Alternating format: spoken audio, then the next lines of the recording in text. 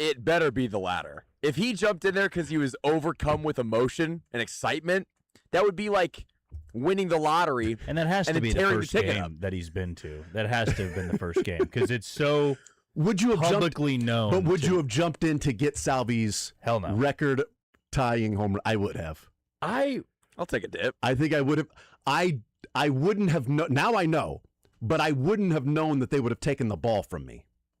I feel like that would come with it. You would think, right? Like that makes perfect sense now, but I would think, okay, I am going to walk out of here in handcuffs, but I will toss the ball to a friend, and they will, be able to negotiate on my behalf to give the ball to Salvi, whether that be a signed baseball bat, a signed jersey, whatever, a signed baseball, signed bat, whatever it might be, to trade the ball back to Salvi.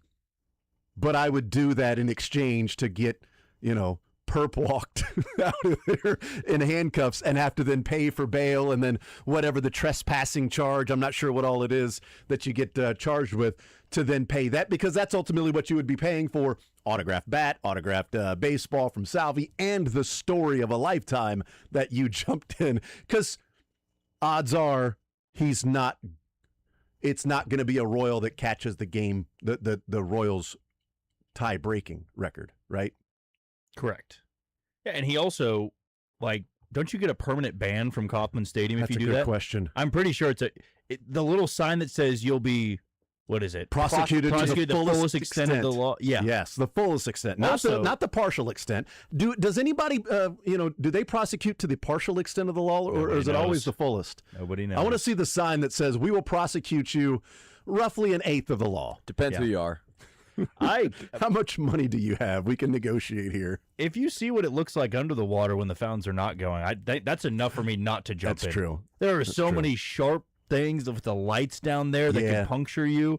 And there's that story, I don't remember how many years ago it was, when the woman jumped in. And that fine was not cheap. And really? It was really rough. She got in and she was like swimming around, and it took a while to get her out. I think once the feet hit the water, it's the same penalty whether you were drunk or not. Yeah. Is Chad Corey here? Can somebody check and see if Chad Corey is here? On this. Yeah, see if Chad Corey's here. I saw a video. One of our mutual friends, fraternity brother, sent me a picture of the guy getting handcuffed, and in the background is Chad Corey videoing it. So I want, is he here? Because I want the story. He said in the text, he was like, yeah, the guy was in our group. He's like, I didn't know him, but the guy was in our group of friends that were out at the game. So who better than, if he's here, I want to hear from him, what took place there with that home run for Salvi. And a cool intro, by the way, Michael. I didn't even tell you to do this. I was thinking about it, of going back and listening and playing his first ever home run in the big leagues. And then that home run there with number 317.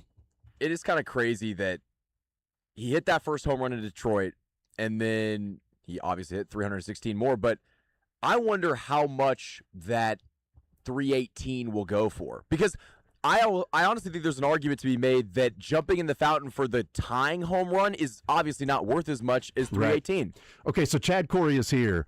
So there's different reporting, if you want to call it, or stories on this. One is the guy caught the ball and then jumped in the fountains and celebrating, and the other is the ball bounced in the fountains and he jumped in after it. Chad Corey is with us. You were there. You see the ball flying. What happens? What actually took place? So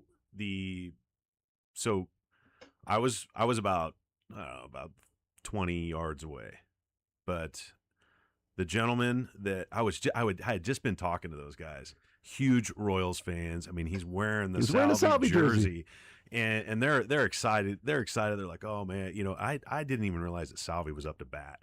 I'm talking to people. The ball comes flying out, and you see it go in, and instantly you see somebody dive in. So it bounced into the fountains. Yeah, yes, it went into the fountain. It went into the fountain. He jumps in.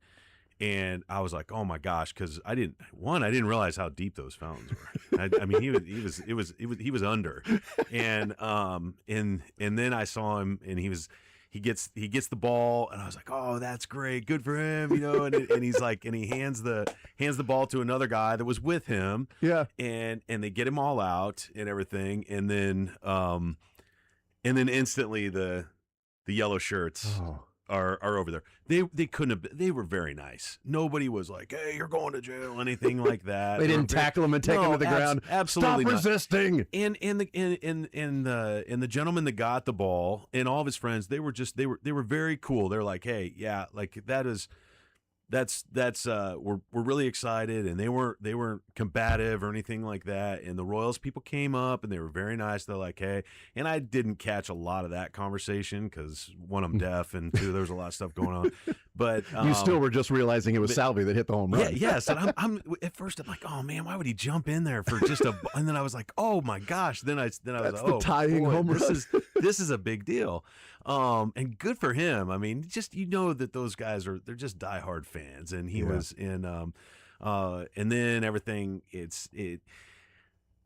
People were kind of like, well, he gets to keep the ball, and I wasn't sure. I mean, the Royals people, they were being nice, but they were. I mean, it was clear that, hey, we've got an issue here, and so that it was. And that's when I decided to. I was like, I saw you got your camera out. I'm gonna get my camera out, and I'm gonna see it because the cop walked up. I'm like, man, I hope they don't. Yep, they're putting him in cuffs, and that's when I was like, all right. So, we had but they were very nice. Everybody was very nice, and the people, the guy that got escorted out.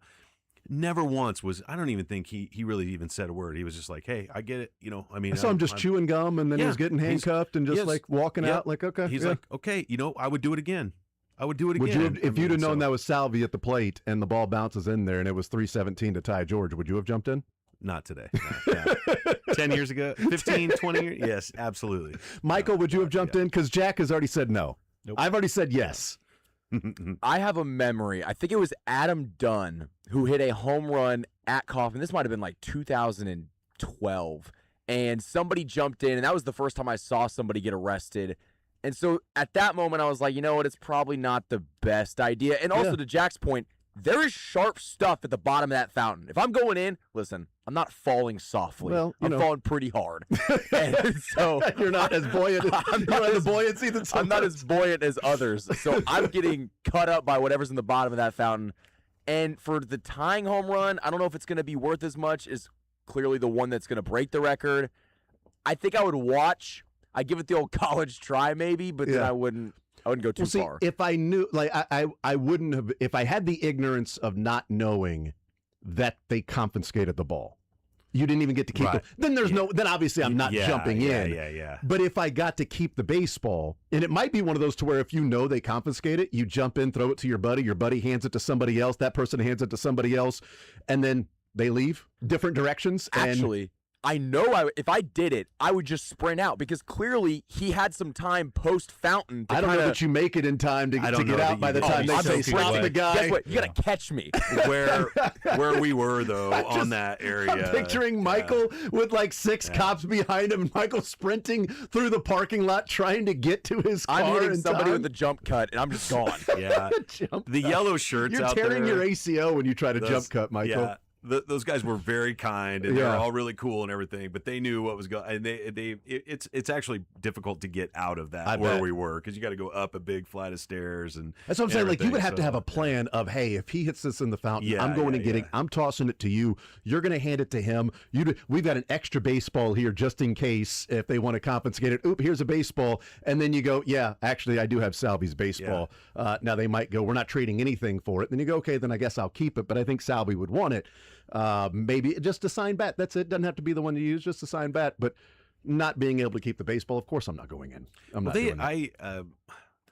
It sounds like they took care of him. Oh, really? It sounds like they. Well, Salvi wanted the police to release him. Yes, it is. Is there an update to it, Jack? No, I'm just looking up what the penalty is. Okay. And so this might change everybody's answer.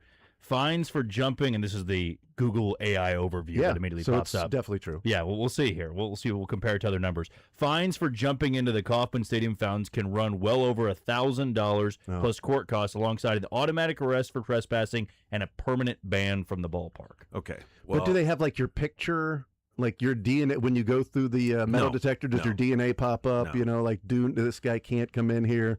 Because Can the Royals be turning down people wanting to come to their games? Exactly. I mean, you think about how many people go to the game and have jumped in the fountains. I'm sure they have their picture where it is then they cannot get into. I don't know, man. That seems like a lot of work. I bet that lady that swam in the fountains has been back to a Royal I bet game or she has two. to. Yeah. What happens if you return, though? Do you get trespassing again if they catch you? Actually, that might be that you have Wait a to minute. fear that if you go back in a permanent ban, Man. you'd get arrested Are they again. going to start using facial recognition software? They have at that these- for the ticket scan when you want to pass the line. You just sign up the little thing and you walk in instead of going through the line. It scans your Well, face. there You you get go. all your tickets. Now so they are gonna He be can able to- never do that again. Now they are going to be able to enforce those things, like the Yankee fans that stole the ball from. How do they get back into? Like they clearly have not. They been are there. kicked out of every ballpark, right? Yep. In Major League Baseball, so facial. Well, this recognition. guy, you know what? I've seen crazier things. Mm-hmm. We'll start a little GoFundMe to get his $1,000 fine. Maybe Salvi paid will take off, care of it. I mean, because there's rumors that he was that Salvi took care of him. Well, that'd be cool if he did. and I know he got escorted out, but maybe the people that maybe they got down and Yeah. maybe got a couple bats and balls and took some pictures and everything. It sucks that he couldn't be there, but What if his friends took pictures with Salvi and he was arrested? He's in jail and they're sending him pictures when he finally gets his belongings back, as he has to surrender those when he gets to jail. He gets it back and he sees the pictures and phone full of all these pictures with Salvi with his buddies. That would be kind of funny. or what? That's taking one for the team. How cool would it be if Salvi FaceTimed him while his friends were in there? Maybe that happened. While he's in jail. That would be pretty cool. Yeah. Chad, thank you, man. I appreciate it. I appreciate the firsthand account of what took place. It's my first viral video. You were there in the background. It's awesome. Let's go ahead and take a timeout. We'll come back. I do want to talk about that home run. We can all sort of agree that the second greatest Royal is Salvi. Who was in contention for it? And would anybody have actually guessed that first home run that Michael played in Detroit, that we'd be talking about how many years later, that this conversation of Salvi in that group of players 15, 16 years later, that he would be the one we're talking about as the second greatest Royal to ever wear the uniform. We'll take a timeout. We'll come back. More Zone next.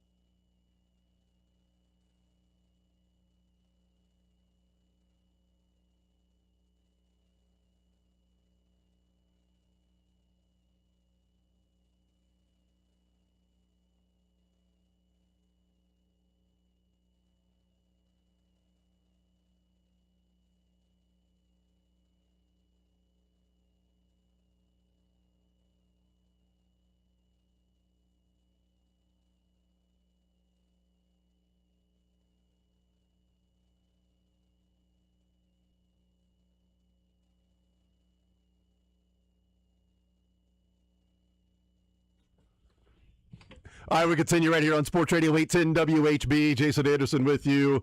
Jack Johnson hanging out with us. Michael Darcy running their operation. We continue rolling, heading up until 2 o'clock. Michael, were you a little ashamed with Chad Corey in here?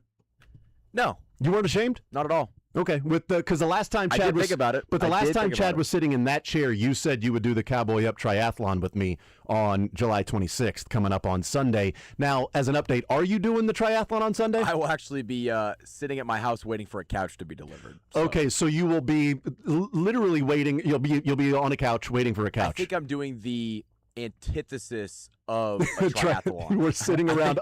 You were laying down in bed waiting to sit on a couch. I'm doing the Sterling triathlon. I might crush a couple beers. And Sunday morning, you're going to get up and pop open a hair of the dog? No.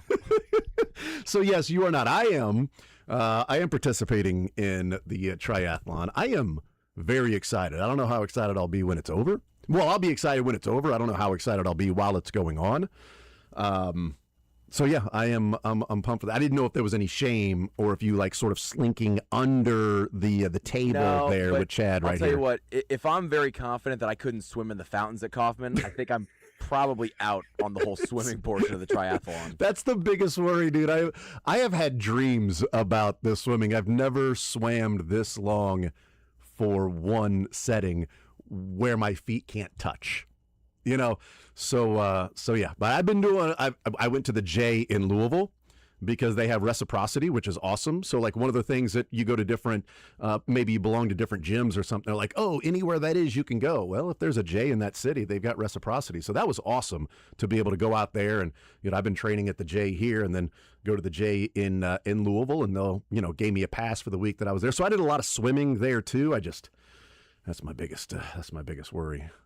So yeah, but Michael agreed to do it and then backed out. So that's cool of him. That's a fact. That's a fact, Jack. 913-912-4810 is the text line. I don't think there's any way somebody could have predicted that home run number 1 for Salvi. Where was it, in Detroit? Let me confirm. I'm like 95% sure. It was Detroit. Well, now he's got a 4-game set in Detroit. Mm-hmm. If he hits a home run, it'll be the first and then the record-breaking for the Royals home run in the same ballpark. That's interesting. I wonder if that's ever happened in an opposing ballpark. I mean, it's one thing to happen in your home ballpark, have both home runs, but an opposing ballpark, the same one, if he were to hit a home run in the next 4 games there in Detroit. That's interesting. Who would you have picked of that group if you said this guy ends up being the second greatest Royal of all time? Of that group that came up, because obviously we're talking about the 14-15 group, 16. So it has to start in 2012. 2012. Yep, yeah. 2012. It's essentially Haas and Moose and Salvi and Kane. Throw in Alcides if you want to. Hell, Danny Duffy, if you want to throw him into the mix just in case. Wade Davis. Who knows? Maybe this guy is going to have 500 saves in his career. This guy is a cyborg. How far down would you have gotten to before you landed on Salvi? If you were to go back to that time period, because 2012 was a little bit more unique because Kane was extremely unique. Yeah, okay, Sterling. Yeah, okay. So I didn't know he said that. But Kane was hurt. And he missed pretty much the entirety. I didn't even of that put in year. Gordon, by the way. So Gordon would have been the pick back then. I think I would have picked Alex Gordon because he had been so good leading up to that. Then you got to factor in though the age of like how much longer he's going to do it. Another guy that would have gotten a lot of votes if we voted back in 2012 would have been Billy Butler, because Butler was an all-star. That's a good point. Yeah, right. He was an all-star in 12. He batted over 300 that year. He OPS 900. He had 30 bombs, did he not? He had 29 and 107. 29 home runs, 107, 54 walks, only 100 strikeouts. Got on base at 370. OPS 900. OPS plus of 140. Yeah, that might, as a 26-year-old. Really? Yeah. So 26. Maybe my pick would have been Butler, but then you would have said he's going to have to, which he did. He was a really good DH for a number of years. You know how hard it is to win the Silver Slugger at DH? I mean, like, that's what he was a Silver Slugger winner at DH. Like, you have to have an amazing. We see like Yordan Alvarez. Like, who's beating Yordan Alvarez at Silver Slugger DH? Shohei Ohtani. Things like that. Like Billy Butler, that was the season that he had. That's a really good point. That maybe it would have been Billy Butler. I think the combination of Gordon with the Gold Glove, moving to left field, how good he looked. He was 28 that year in 2012. So it's like, okay, if this group keeps going along. He grew up a Royals fan, drafted by the Royals, hanging around there. Obviously, Billy Butler was drafted too, but he's a Florida kid. The Gordon story, I think, would have led me to say I think it's going to be Alex Gordon because of how good he is in left. The bat's there. That year he OPS'd at 820. He got on base at 370, batted 294 that year. Did Gordon 73 walks that year for Alex Gordon? I think I would have gone with Gordo. And then maybe Butler. And then maybe, who knows, Hosmer? Like, I don't know. And I don't know if it would have landed on Salvi, even though he batted 300 that year. And the Hosmer and Moustakas had big-time sophomore slumps in 12, did they not? They did, yeah. So it would have... Hosmer batted 230. Yeah. OPS at 660. Yeah, like it was... I was just about to say, I mean, man, they got great years from Butler and Gordon, and then you realize that all the young guys they were counting on did not come through. Yeah. But I don't know, like, if I went back to 2012, maybe I would have landed on Salvi pretty quickly. Maybe I would have gotten it because of a catcher. 2014, I don't know. It might have still been Gordon. See, even though Salvi had, the, the amazing hit for what was Kane the that wild year? card. What did he hit that year? So I'm looking at it. Because Lorenzo Cain would be my pick. Cain batted 300. The slug wasn't there. He got on base at 340. He OPS'd at 750. 5 home runs, only 24 walks to 108 strikeouts. He had 28 bags, though, 29 doubles, 4 triples, but batted 300 that year and played center field the way that Lorenzo Cain played center field. Somehow didn't win a Gold Glove that year. No, didn't win a Gold Glove. Lost to Cespedes in 2015. Yeah. How'd that work out for Cespedes? Who wasn't even a center fielder? Yeah, that's right, and had one hell of a play in left field to start the World Series in 2015. Yeah, I think if I go to 2014, Salvi would have been part of it, but also taking into account who's going to be around a while, because at that point, Gordon was 30. They had gone to a World Series.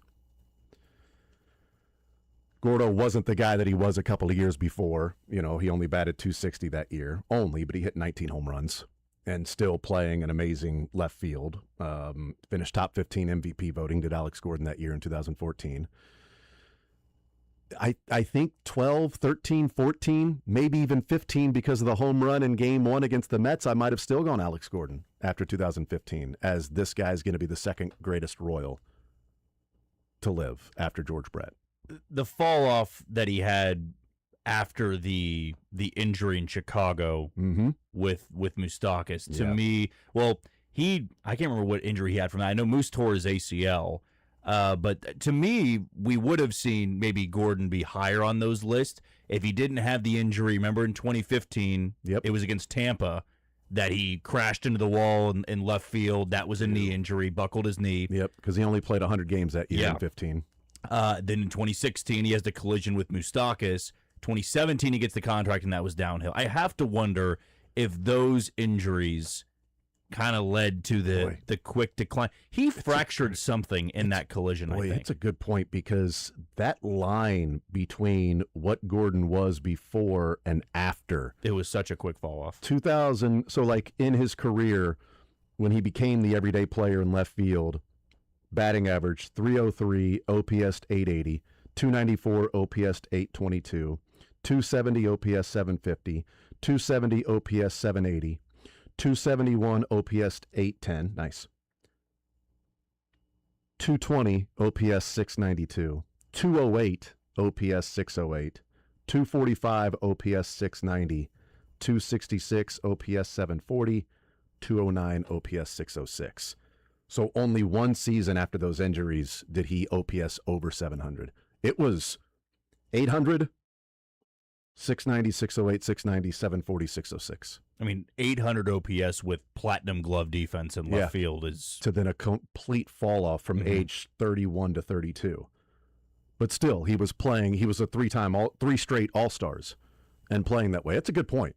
Like, that fall off maybe kept him from being in this position to where we're going, it's Salvi or Gordon, you know, it's sort of beauty in the eye of the beholder. We know it's George, but then Salvi or Gordon, or can one of those guys ever pass George? Because it's like LeBron and Jordan. LeBron can do this, but he's never going to be Jordan because, come on, it's Jordan. George Brett, come on, nobody's passing George Brett because, come on, it's George Brett. Unless Bobby plays it his entire career with the Royals and then wins a World Series and has an MVP. He's already got one batting title, but he needs to do it in 2 different decades, 2 more different decades to have a batting title in 3 different decades, which George Brett has, 70s, 80s, and 90s. It might be Bobby, but if Gordon maybe didn't have that injury, didn't slam into the wall in Tampa, didn't collide with Moustakas, and he continued a couple of more years of 800 OPS and then a slow decline to win in 2020, it's like, okay, I'm done. Heck, maybe he plays to 2022, plays a couple of more years because it's not to where he's looking and going, I'm not the guy I used to be. I don't like looking up and seeing a 200 batting average. I don't like seeing an OPS that starts with a 2. All right, it's not the same anymore. And my kids are getting to the point to where I want to be in their lives. It's not the same as it used to be. The Royals were rebuilding, too. Royals were rebuilding. It's kind of time. The COVID year was odd. And it was like, I'm going to call. The thing that sucks about that is that he left the field for the final time with like 10 people there. Or the cardboard fans, whatever it was, at Kauffman Stadium because it was COVID year. Was it not 2019? Was it really 2020? His last year? His last year was the COVID year. I hated that for him. Yeah, that's right. His family was up in the suite, and that was it. And it was like he should have left the field for the final time with a packed crowd of people knowing this is Gordon's last game. Like when 2017, like in 2017, Hosmer, Kane, and those guys came together and all hugged.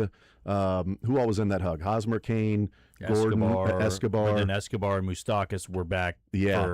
Yeah, Moose, we didn't think Moose was going to return, but he turned down the qualified offer and then didn't get what he thought he was going to get and returned. But it was sort of that, you knew when they were hugging, like, we're never going to see this again, right? Standing ovation, this is amazing.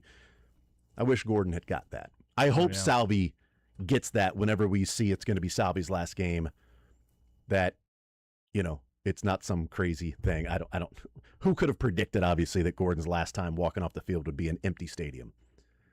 Nobody. You'd say, well, what are they, 0-140? Because even then, people would show up just to watch Gordon play for the last time. But it sucks. That's it. But I think I would have gone Gordon with not the injury at that point,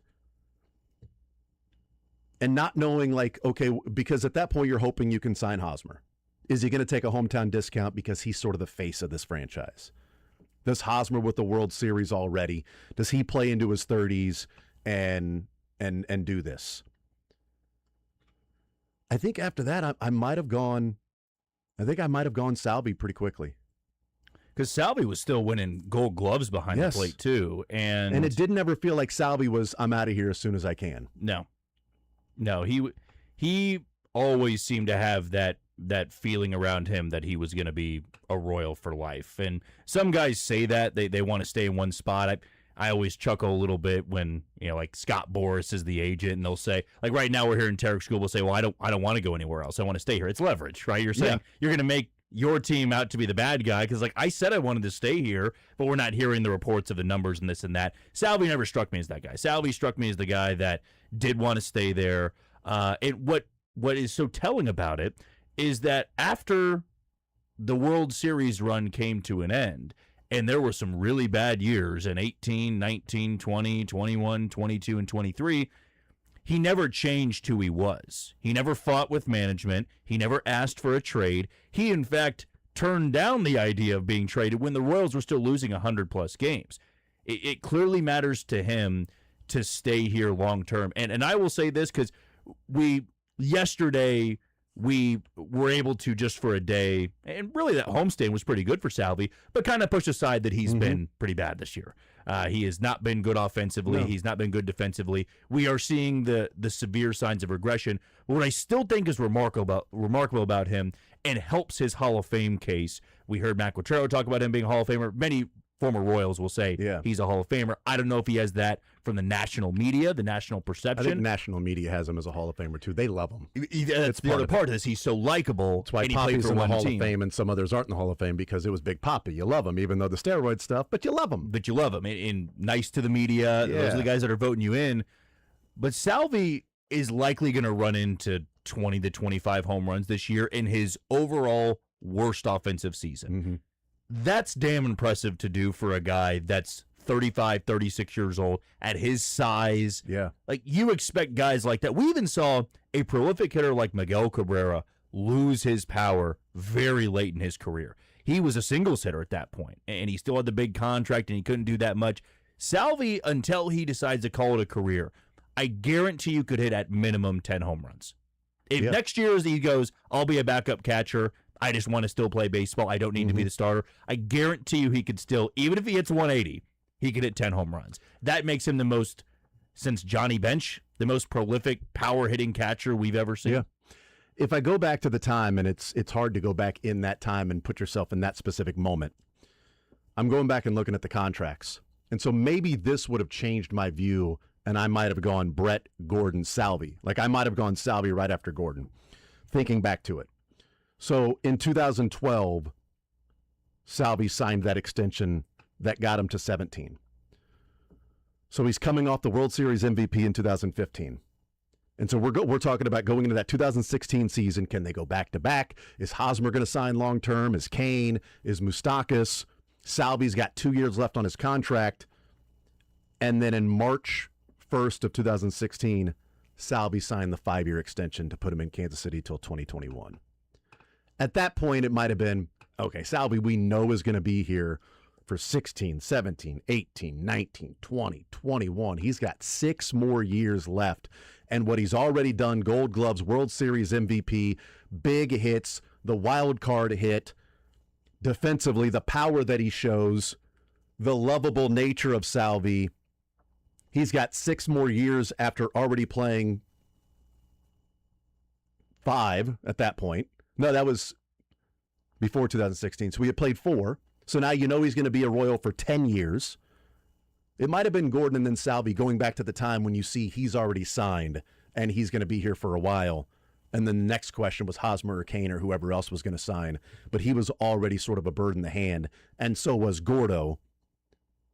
So it might have been, looking back, I think, as I give it more thought, Jack, I think I might have gone Brett, Gordon at that time going into 2016, and then Salvi on March 2nd, right? He signed the contract March 1st, so March 1st. Signs that extension, and you know he's going to be a 10-year Royal. I might have gone Salvi after Gordon if you said who are the best Royals, or who's the second best Royal that comes from this group of players. Yeah, because you just didn't know what the future was going to be for Lorenzo Cain and Eric Hosmer and Mike Moustakas. And what I believe is so poetic about that team, too, is none of them, other than Kane for maybe 2 years, really did much after they left. I mean, Hosmer did not do much in San Diego. Moustakas did not do much in he was a Brewer postseason hero. Yeah, that's true. But then in Cincinnati, when he signed the extension, didn't really work out there. He hit 35 home runs with the Brewers in 2019. Yeah, so 19 was 18, half of 18 and 19 he was really good. Yep. Kane, so the guys that went to the Brewers still gave a couple of good years. Of course, it's Milwaukee. What are the odds? Yeah, exactly. They find a way to get stuff out of players. Yeah. Everyone else, Wade Davis did have that good run with Chicago won a World Series. Yeah. Or was that 17? I think it was 17. Oh, it was 17. Yeah, you're right. Yep. But still really good. Zobrist was the one that helped. Zobrist. Yeah. But a lot of those guys just, that was their run. And to me, that was poetic. And it was Salvador Perez. I will say this. I'm sure we could go with that pick of Gordon and then Salvi. I wouldn't have picked Salvi to be the one that's still playing at this high of a level, right? I wouldn't have. I'm with you on that. Picked him to be that guy. I would have always thought that Lorenzo Cain could have been someone playing well into his late 30s. But then again, he had injuries early in his career. He had the Willie Roaf to him. That when he walked, it's like, how does this guy run? And then when he ran, it's like, oh, okay, he's like a deer. He's a gazelle out there. Willie Roaf would walk back to the huddle like he needed a cane or a walker with him, put some tennis balls there on the bottom of that walker, and he'd get back there. But then the snap would go, and he would be as fluid and as athletic of any offensive lineman we've seen. And Kane would sort of like hobble back, like Unc. Oh, there's Unc trying to get out there and play some basketball. He's gonna, all right, give me the rock. Give me the rock, son. Okay, Unc. All right, we see you. And then sort of, wobble back to the grill and start flipping the hamburgers and everything. And you guys, that's what Lorenzo Kane sort of reminded me of when he would play. And then he would just fly around the outfield, make a play, and then sort of hobble back to center field, saunter back. Yeah, even though it's just how he looked when he walked. So we're like Mahomes when he jogs. It's like he jogs like an old man, but What's then up, he's Hunk? Mahomes. Nice pull, dude. Well done. I think Kane, I would have thought maybe he breaks down. His body eventually gives out. Gordo was such a workout freak that I would not have guessed Gordon would have broken down. The way I would have said Gordon would have broken down is because he put his body on the line so often just to catch the ball without fear that it was going to be some collision that was going to be a shoulder injury that never recovered or something along those lines. But as far as like just playing the game and body breaking down, I wouldn't have put Gordon there because of how in tune with his body he was. I certainly wouldn't have put the catcher playing 16 years. A years. big catcher too. Yes. I can only recall Joe Mauer just from start to finish being but then he moved to first. He had to. Yeah. I mean, there was too much stress and wear and tear. That's why I've never liked the comparison of Yachty to Salvi. Yachty was much smaller than Salvador Perez. Was never really a power bat. He was a very well-rounded player and an excellent defender, but they're not really comparable catchers. Now, Salvi idolized Yadier Molina, certainly looked up to him a little bit. But to me, what he's been able to do is something that we're not going to maybe truly appreciate until he's done playing. Now, I get it. We all have been frustrated from time to time seeing him swing at a ball that's in the opposite batter's box. We've all done it before. We cannot act like we love it every time he does that. But I will say this, and what's so fitting about Salvador Perez, if he was driven on a walk rate and was better with his pitch selection, he might be a more well-rounded hitter. His OBP would be much higher. He'd be a great offensive threat to be a 40 home run potential guy and then also be able to draw the walk. That's great. But guess what pitch he doesn't swing at? Jason Hamill's slider down in the way in the wild card game. He doesn't even think about swinging at that. He also hits one in the other batter's box and pulls it down the left field line. Does, which to this day I don't know how a hitter does that on a pitch that far out. You'd think he'd go the other way, but Salvi's a dead ball hitter. Yeah. So making a career out of being a bad ball hitter, it's hard to still be successful this late into his career. And you just have to go back to 2024 when he had damn near a career year. He hit north of 270 and hit, 20-something, late 28, 29 bombs, drove in over 100, played a lot of games behind the plate. Salvador Perez has done a lot late in his career than I ever thought was possible. And maybe it was the Tommy John, the ACL injury, the COVID year, all happening in a stretch of 3 years that allowed him to have more longevity late in his career.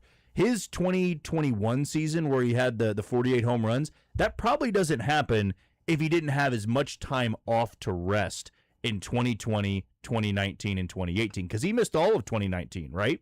Or was it? Yeah, it was 2019. Was that the Tommy John? Yeah, Tommy John. And that's when they signed Maldonado, and they had to go the whole year without him. And then COVID, you miss spring training, and you play half a year. He then had the blurriness in his vision, so that's right. He didn't even play all 60 games. So to me, that allowed him to have this extra power surge late in his career because he got the rest that made up for how many times did Ned Yost put him behind the plate early on in his career. It was 160 games catching a year. I mean, so 2019 he misses. 2020 he plays 37 games. So 2 years plays 37 games. 2021 he hits 48 bombs. I mean, I think there's correlation causation there, right? I think there's a direct connection with that. And the Joe Mauer thing, it always bothers me because the last 5 years of Joe Mauer's career, he was a first baseman DH. Salvi's caught over 500 more games than Joe Mauer. Joe Mauer in the last 5 years, caught one time. You know what one game he caught? It was the last game of his career. Last game of his career. And then they moved him from behind the plate to first base. So he did catch the first inning, and then they moved him to first. I know he was so mad about putting on the gear. He's like, I got to do this over again and squat down to catch this pitch. One inning, and then now I got to move to first base. But, like, that's why I don't like the comparison of Joe Mauer catcher and Salvi catcher. Like, that's not the same. They were totally different players, too. Salvi has played, he's at 15 years in his career, and Joe Mauer played 15 years. And in those same number of years, Salvi has caught over 500 more games than Joe Mauer. Started. Not just overall, started over 500 more games behind the plate at catcher than Joe Mauer. And that's essentially like missing a season, too, with the injury and then the COVID year. I mean, 500 games, that's what, 3 seasons? The likelihood of you finding another Salvador Perez is so rare to a catcher. Now he wasn't his size back then. He was a skinny, lanky kid at 16. I love watching those debuts, man. I'm like, that's the same guy? It's the same guy, but he was a big-bodied catcher. He was still 6'3". And I have to imagine that in their minds, the scouts, the front office personnel, they all said, we believe he's going to be a great player. He's going to come into his own. He's going to be a 25 to 30 home run bat. But nobody in their right mind could have said multiple-time Gold Glover, all-time leader in home runs, World Series champion, World Series MVP, single-season home run record. Like, in a 15-year career, that could go to 16 as well. Like, he is under contract for next year. We'll see what Salvi wants to do. But that is pretty remarkable, that when you think about the likelihood of hitting on an international free agent. For $10,000. For $10,000. It happens. Yeah. But that's why we call them, and we say all the time, dart throws. It's like dart throws in a pitch-black room. When people say, oh, well, how did the Royals not sign Ellie De La Cruz, or how'd they, the one that will make us mad is Ronald Acuna Jr., because the Cities Escobar said, sign my cousin, and they said no, or they were close to get him in the race. Okay, Michael Garcia. Yeah, exactly. But the likelihood you hit on someone who can be a 15-year big league vet, Gold Gloves, home run record, the number of runs driven in, doubles, all these type of accolades, and also be incredibly likable, the captain of this team, they hit the lottery with a guy like Salvador Perez. Yep. Let's take a timeout. We'll come back, continue rolling more zone next.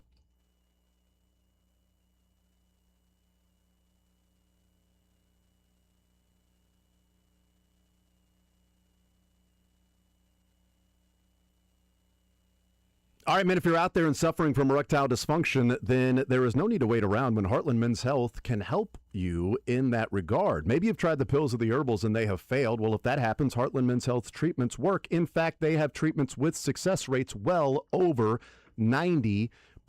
They have been successfully treating men in the Kansas City area. Get back to the life that you had with your significant other before these problems started to arise. It's a condition that can be caused by many different things, and to find out what the specific cause is for you, go to Heartland Men's Health. They have been successfully treating men in the Kansas City area. Schedule a consult with Heartland Men's Health today. Your initial visit, it's only $99, and that includes a medical consult with a licensed medical provider, a T and PSA test, and if medically advised, a test dose. And if the test dose doesn't work in the office, your visit, it's free. If it does, there you go. They got an expert staff with 3 locations to serve you: Overland Park, Independence between Blue Springs and Lee Summit, and North Kansas City, where SSJ was yesterday. Call them today at 844-447-6600. Tell them you heard about it right here on Sports Radio 810 WHB, 844-447-6600, or visit heartlandmenshealth.com.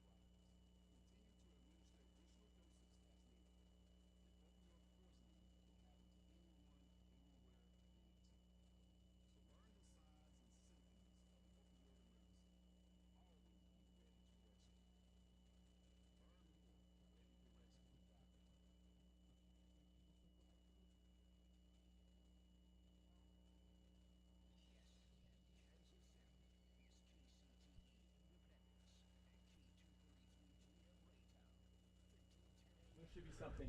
Don't say anything now. All right, wrap up this hour. On the other side,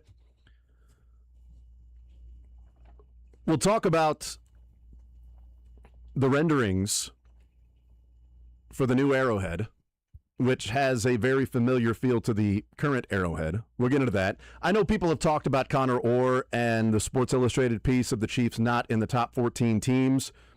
I do want to get into that and discuss a little bit, because I think there's a definite theme with his 14 teams that I guess would make a little bit more sense if you're saying this is why he doesn't have the Chiefs in his top 14. Instead of just, okay, it's clickbait, this guy's an idiot. Obviously, I would have the Chiefs in the top 14, which means one of the 7 teams in the AFC. We'll talk about that. Kent Swanson coming up at noon. More Zone next.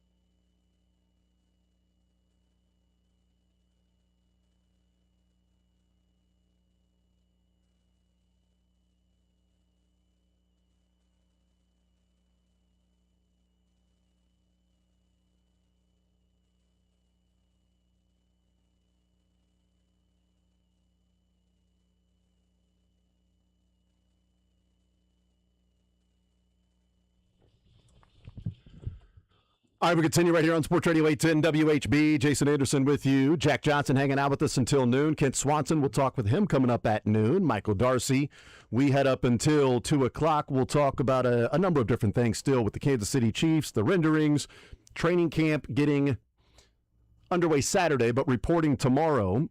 913-912-4810. Text comes in. Before we started talking about Gordon, but text come in and says, Gordon, question mark.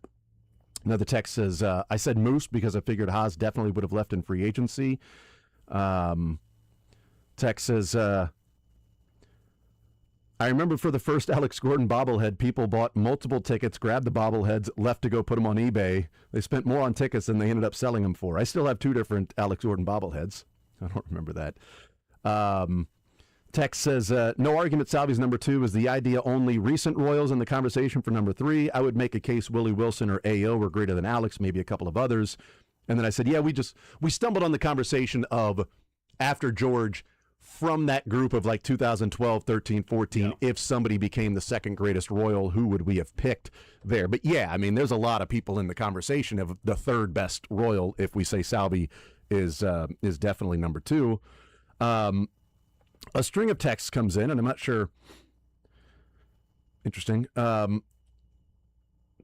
Texter texts a lot, says, so it sounds like you guys would rather Salvi get to the Hall of Fame than win. Holy crap, this is ridiculous. I cannot wait for Salvi to hang it up so you guys can stop doing something to him. Why is everybody okay with the team being bad? I'm not going to remember Salvi as the home run leader. I'll always remember him for not hanging it up and holding the Royals back from moving it on. You guys are blind. The Royals do this every year. Don't come out of the gate strong, fall behind. Once they are out of the contention for the playoffs, they start playing to boost their own stats. Salvi is so good, then trade him. Guy's a fan of Salvi, clearly. Can we not have anything nice? Can we just have one thing? Give us one thing, Royals fans. I wanted to read the text just for S's and G's. Like, I don't think many people would agree with that because the Royals don't do this every year where they come out terrible and then when it's time to be out of contention, they start playing well because last year they were in contention. They went 18-2, 16-2 in the month of May last year. They started out slow and then they got right back into first place at that point. And of course, they went to the playoffs in 2024. And in fact, you can make the case that once they were in contention and in a solid spot to go to the playoffs, that's when they started struggling. And then they went and won 3 games in the playoffs. I don't recall in our conversation about Salvi, though, saying that their good play was going to lead to any great baseball in the second half. It was just saying, good for Salvi. Yeah. It's a long career. I get people are going to be upset that, like I said, I feel like we did say that yesterday was a distraction from that he's not been a very good player this year. Like, you can't just push that aside. No. What it is a cool moment for Salvi, for the Royals. In a terrible year. In a catastrophic year. Yeah. Nobody can, this doesn't change that. This is more of an individual stat there. So. And Salvi's value isn't good right now to where trade him. What we're talking about is Salvi as a Royal overall in his career to get to this point where he's going to break George Brett's record, but he doesn't have value in a trade. And who knows when the last game Salvi will play. It's right around the corner. I mean, right around the corner is a relative term, but, comparatively speaking, for 15 years, Salvi's last game is right around the corner, whether it's this year or sometime next year. We'll see. We'll see what happens with that. 913-912-4810 is the text line to be a part of the show, 913-912-4810. Checking something real quick here. Oh, my interwebs is not working right now. Kansas City Royals tweeted out, manager Matt Quattro is attending to a personal matter, is not with the team in Detroit today. We expect him back soon. Paul Hoover will serve as manager, Vance Wilson as bench coach, Jose Alguacil as third base coach until Q returns. From what we're told, Matt Quattro is fine. Everything's going to be fine, and he'll be back in Detroit soon, maybe tomorrow, maybe on Saturday, but he'll be back soon. But he's attending to a personal matter. We're told that everything will be fine, that it's not something that may be serious. So there you go. If I'm the Royals, I would just turn off comments. That's what I would do. I would turn the comments off if I was the Kansas City Royals at that point. 913-912-4810. Let's talk about the Kansas City Chiefs here as we get ready for report day tomorrow for the quarterbacks, the rookies, and the injured, and the MASH unit. We'll see who all is going to be there. I want to talk about storylines for training camp. But let's start with this. I didn't put it on the format, and it just popped into my head as we're talking about this with storylines. It's not one of my storylines. So we'll get into what we think the top 3 storylines are when camp gets underway. Do we think Rashee Rice reports tomorrow? And should he report tomorrow? Is he driving the car or is he riding the car? I think 100% he should be there. Isn't he? His knees. He would fall in. I mean, wouldn't he fall into the category of rehabbing player? Still, so he better be there. So I I would want him to be there. Wouldn't you want to get back into the good graces? You spent a month in jail. Are you really going to wait another 4 days to be like, all right, I'm cool. I'll just show up whenever. In a contract year, you want to show the Chiefs how serious you are. You want JSN money. You had the knee injury surgery, then you went to jail for a month. I mean, to me, it would almost feel like a requirement for Rashee Rice to be there if I want to think he's serious about his contract year this year.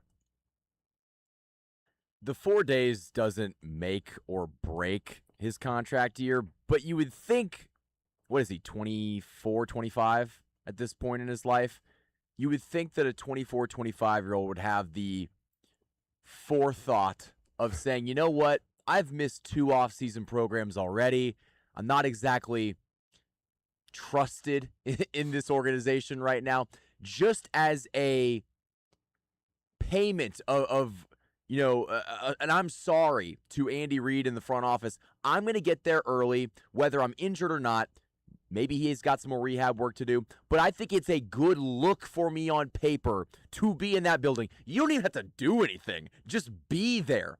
Because if you have to be called upon to do something, you're at least in the building, because Andy Reid, the way that he runs these things, at least being in St. Joe means you can't be anywhere else. And that has been a big question mark with Rashee Rice. Where's he going to be? If he's in St. Joe, that is where the coaching staff can at least have eyes on him, and that's a good thing. Yeah, 28th is when the veterans will be reporting. Rookies, quarterbacks, injured players tomorrow. I think it would go a long way if he's there. Like, I think he'd better be there. Like in all honesty, like if I want to look at the season and we're saying, okay, what do the Chiefs have offensively?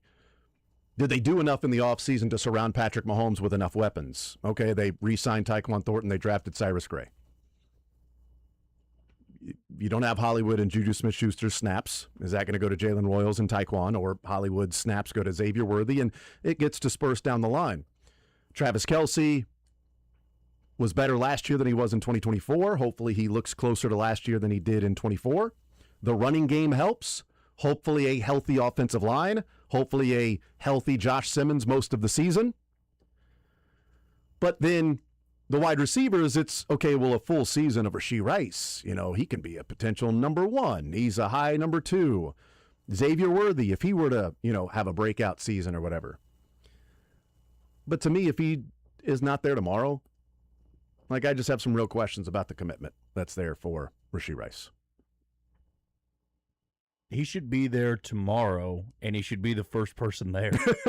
I know it's asking for a lot. Safely. Yeah, but that would go a long way. There, I don't want it to be a race. The first one to get there wins. I don't want it to be that. Just Doesn't Matt Derrick always get there really, really early? Like if Rashee Rice beats Matt Derrick to the field tomorrow, maybe you'd say, hey, there's some signs of growth there. It's a starting point. It still has to go a long, long way there. But this is a guy that's in a contract year. You're the number 1 wide receiver for the Kansas City Chiefs. You're the number 1 receiver for Patrick Mahomes. If somebody has not been in his ear and said, just for 1 year, one last year here, can you stay clean, stay out of trouble, and be what you were in 2023? Can you do those 3 things? And if you can do those 3 things, you're going to make quite a bit of money next offseason. It probably won't be from us, but somebody's going to pay you that. And you hope that it results in another Super Bowl championship. And if he doesn't do those things, then it's clear that he's a lost cause. He doesn't care about football. He doesn't care about the money. He just can't stay out of trouble. And it starts tomorrow, truthfully. He's got such a long way back to earning, the respect, I would say, from a lot of people. Trust. The trust, absolutely. That's maybe the better word to go with here. And I would love to see him be out there. It's probably asking for a lot for him to be the first guy to show up there. Showing up, though, first would guy go getting a out of the long car and walking in with his bag and everything. That'd be great to see. It'd be cool. Yeah. That'd be awesome, but I'm not counting on it. I would be surprised if he was there tomorrow. I honestly, and that sucks to say because I think he needs to be there tomorrow. Well, I think that's where we are with Rashee Rice, is that it's like he shows up tomorrow, you're like, oh, wow, good for him. he's taking this thing serious. Yeah, because last year he was recovering from the to work. right. Last year he was recovering from the injury, but they didn't have the early report date last year. Last year was the year that they canceled this. Everybody reported on the same day. They didn't have the rookies and quarterback and injured players last year, maybe for a couple of reasons. One, the Chiefs had played 3 straight years in the Super Bowl, so it might have been, do we really need 4 days of practices and everything until the other guys get here? Let's just chill. And also, they had so many returning players that it wasn't a big season that was going to be relied upon with rookies and younger players and undrafted free agents.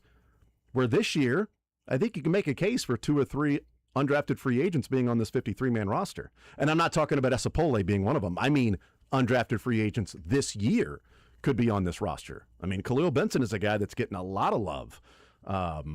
He could be on the roster. There's one.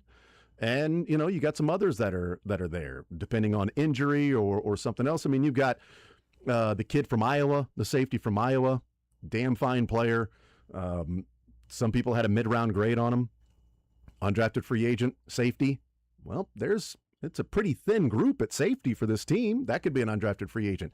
So maybe it was from exhaustion last year. Maybe it was because they didn't expect the younger guys to have much of an impact last year, but they brought it back this year. So we don't have evidence of, a year ago, Rashee Rice at this time, he did show up early and went there and with the quarterback and rookies and undrafted free agents and the rehabbing players. We don't have that. All we have is if he shows up tomorrow. I think it goes a long way. In my mind, for Rashee Rice and how committed to his final year in a Chiefs uniform he is, if he's there tomorrow or not. I think it'll go a long way. Let's talk about some of the storylines for this team. We wanted to come up with 3. I've got a couple of honorable mentions after my 3, so in theory, we could say 5. I want to work. I know Sterling likes to go from the lowest, wants to go 3, 2, and then what's the biggest storyline? The issue I have with that is I think the number one storyline is pretty obvious, and most of us probably landed on the number one storyline. For me, it's Patrick Mahomes, the health. What's he look like? How quickly does he get into 11 on 11? Is he just going to be 7 on 7? Is he fully cleared? Are we going to see him in preseason games? How quickly is he out? Because he didn't play 11 on 11. It was 7 on 7. That was it. So did the Chiefs allow him to be out there, especially with pads, when it's live outside of the guy wearing the yellow jersey? I think it's number one for me is Patrick Mahomes, and I think there's a gap between 1 and 2. Yeah, it's Patrick Mahomes and a runaway. That is the thing we're all going to be looking for throughout camp in St. Joe, preseason football, week 1, first couple weeks of the NFL season. Yeah. It's going to be watching every game, gritting your teeth a little bit, just because you're going to be anxious about how he moves and can the offensive line hold up? How big is that running game going to be? But I don't know anything that would top that. This is your franchise quarterback. This is your future Hall of Fame quarterback, and he's coming off of the biggest injury of his career. And sometimes guys don't return to form. Sometimes guys can be a little bit better. Not sure we're going to get that in camp, but I know everybody's going to be hyper-analyzing how he moves, what he looks like laterally. Can he still throw on the run a little bit? And as you said, go into 11 on 11. Is he going to stay 7 on 7? How involved is he really going to be? We've heard good reports, but we got to actually go out there and see it before we can believe what we're seeing. I think because of the constant updates on Patrick Mahomes, I actually didn't put him on my list. Oh, okay. So that was kind of like there's a given, and then you came up with top 3. All right. That's just kind of out there. Everybody's going to be talking about it. Everybody's going to be watching that. So I tried to go for stories that are more, I guess, developing and maybe wouldn't be thought of first. Because I think it's very clear that Kenneth Walker and Patrick Mahomes are going to be the guys to watch at camp. Again, these are your specific storylines that you'll be watching. Yeah. So, it doesn't have to be this is the general consensus storyline. It'll be what are you watching for in the storylines when camp gets underway, and we can start, on July 29th, I believe it's when the 29th. It's open to the public when people can start watching and going up there to St. Joe. So moving Mahomes aside, what is your number one? My number one would be the usage of R. Mason Thomas, because we've talked about Peter Woods and we've talked about Mansour Delane, and those guys I think have a role in picture for 2026. You could see Peter Woods playing fairly quickly because while they do have a lot of depth at defensive tackle, Peter Woods offers more pass rush than Kyrus Tonga, and if they do end up moving Chris Jones to the outside, that would open up an avenue for Peter Woods to potentially get a lot of snaps on the interior. But I don't know what R. Mason Thomas is going to be.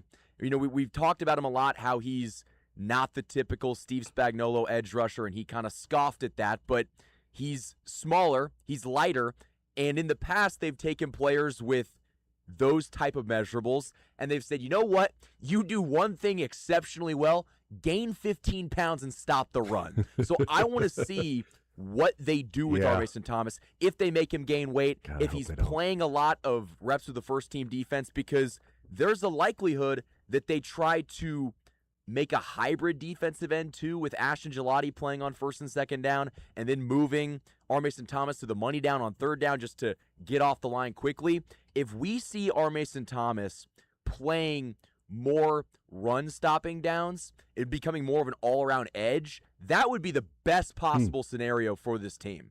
I'll be honest, I don't want to see them put weight on R. Mason Thomas. We went through it last year with Omar Norman-Lott, and I will still wonder and continue to wonder 5 years from now if Omar Norman-Lott tears his ACL because they put extra weight on him and tried to make him a 3-down defensive tackle instead of what they drafted him as, a pass-rushing 3-technique defensive tackle that was rotational at Tennessee. They put weight on him. He's carrying more weight through the preseason. They then say, okay, let's drop some weight. And so now he's a little bit lighter, so maybe he's trying to be more explosive, and then boom, that knee is worn down a little bit because you were carrying 15 extra pounds than you had been carrying a year before. I don't know if it's one thing led to the other,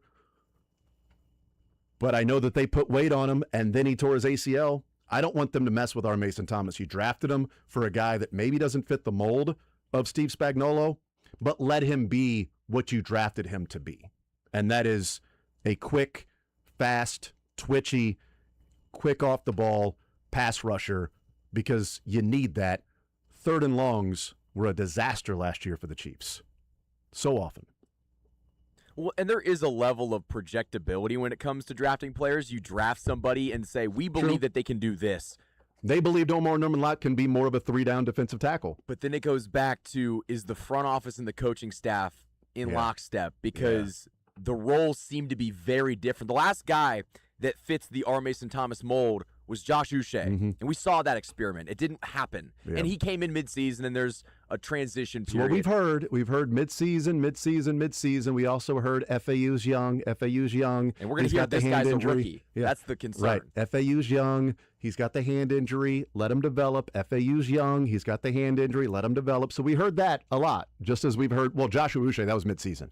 That's not the same. That was midseason. It's hard to get him, acclimated to the defense and integrate him what you were already doing through the season. It's tough to do like that. Oh, really? How did Terrell Suggs work out when you had to integrate him into the offense? Oh, that worked out fine. You've done that before. You've made trades for different guys, and they've worked out by having to, DeAndre Hopkins was integrated pretty damn quickly to the offense as a wide receiver, and we're not talking about just a pass-rushing defensive end. Who is the edge that they ended up trading for in 2021? Is Melvin Ingram? Melvin Ingram, yeah. That's a guy that made a huge impact midseason. Yeah, yep. And unfortunately didn't get him a Super Bowl. Thought you were going to get a Super Bowl after that 13-second game. I still remember the look on his face on the field after they won the 13-second game. He was like, oh my God, I'm going to the Super Bowl. Like, we did it. We found a way to win this game. We're going to the Super Bowl. They didn't. He also missed a sack on Joe Burrow that would have helped in that game. Joe Burrow escaped multiple times. I just want them to leave R. Mason Thomas alone. Leave Brittany alone. Leave R. Mason Thomas alone. Make the T-shirt. I'll wear it. Yes. Number 2 for me. There we go. We good? Everybody here? I think we're good. Okay, good. Everything went out. Jack, did it go out? Yeah, I couldn't hear you there for a second. Yeah. Number 2 for me, maybe this is cheating a little bit. I've combined a few things. Number 2 for me that is a storyline that I'll be watching and paying close attention to and have an eye on is, again, I've combined them. It's Bieniemy, O'Shea, and DeMarco Murray. sort of the new coaches. What do they look like? What do the players look like? Does it seem like maybe there's a little bit of a scheme change, and maybe we won't find out till week 1 or 2? Because even preseason, if they go under center more often, it's like, okay, is Andy Reid just showing this is what he's going to do, and then, gotcha, that's not actually what we're going to do? But the wide receivers, the coaching, things like that, I think I'll be paying more attention and watching Chad O'Shea and DeMarco Murray and Eric Bieniemy coach than I did last year with any of the coaches. So I put that at number 2 for me as the new coaches and what they look like at camp. My number 2 is going to be with the offensive line and at left tackle, Josh Simmons. The weight fluctuation that he's had, adding more muscle, but he's still not to 300 pounds. And unless I'm blanking on somebody, I don't know if there's a left tackle in the NFL that's under 300 pounds. And that would worry a lot of people. I Even Joe Tooney was above 300 when he had to fill in at left tackle.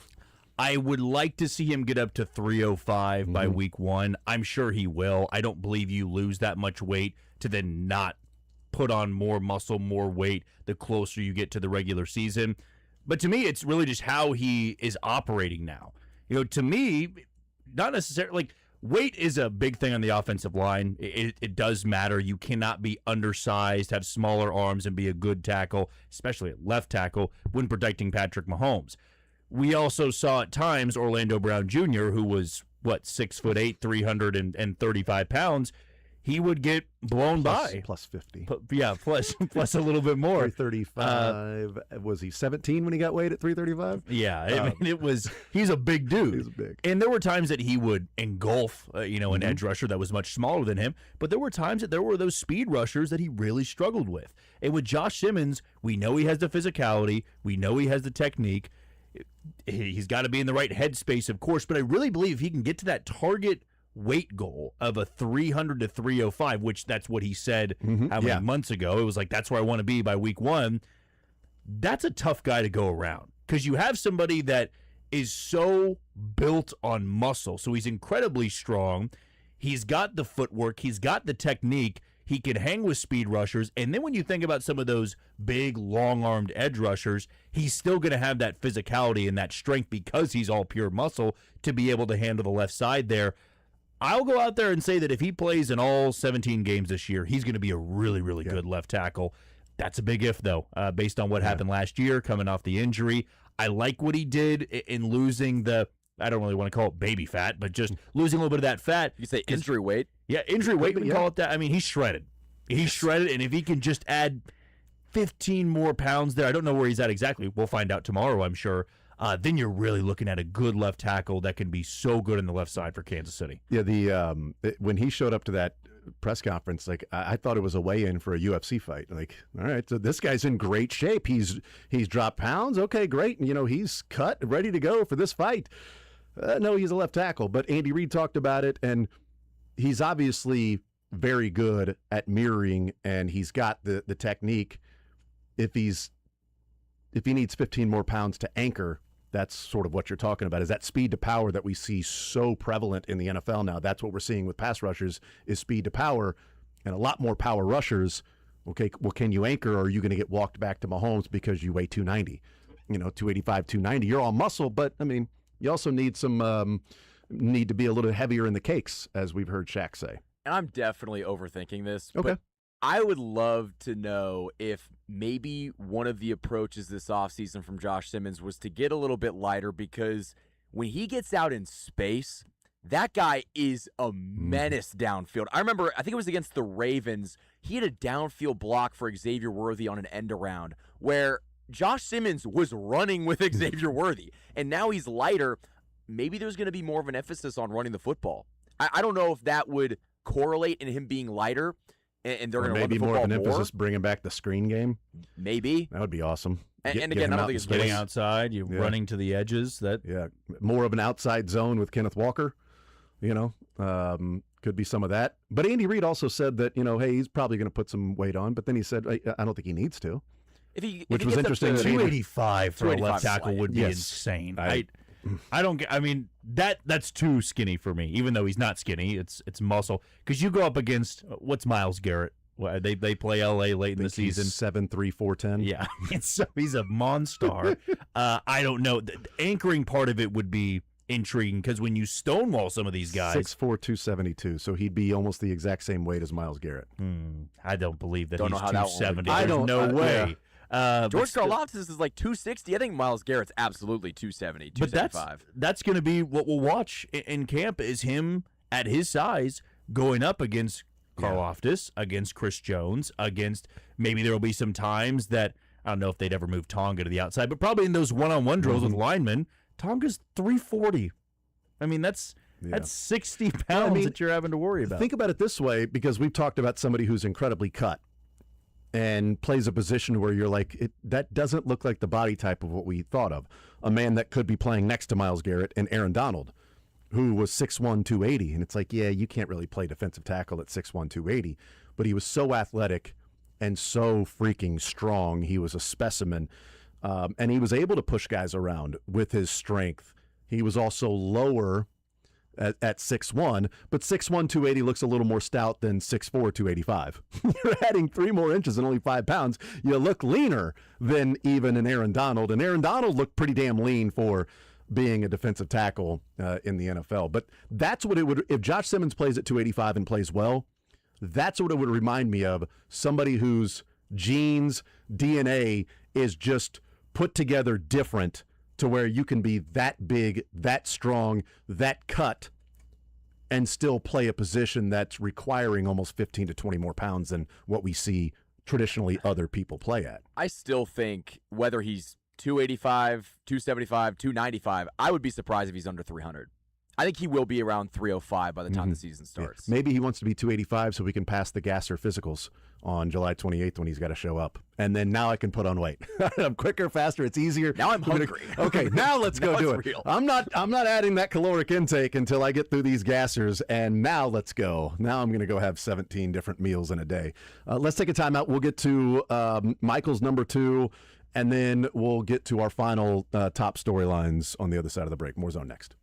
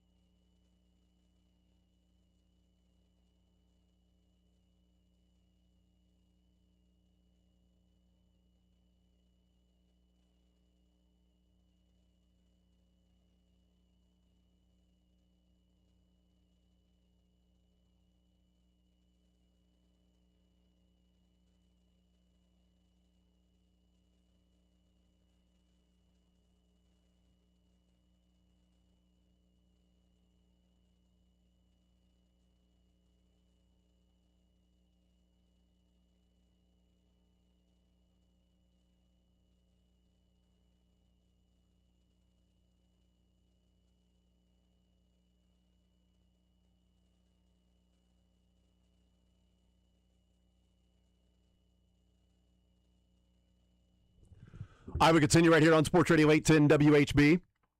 Heading up until 2 o'clock. We'll talk with Kent Swanson coming up at noon.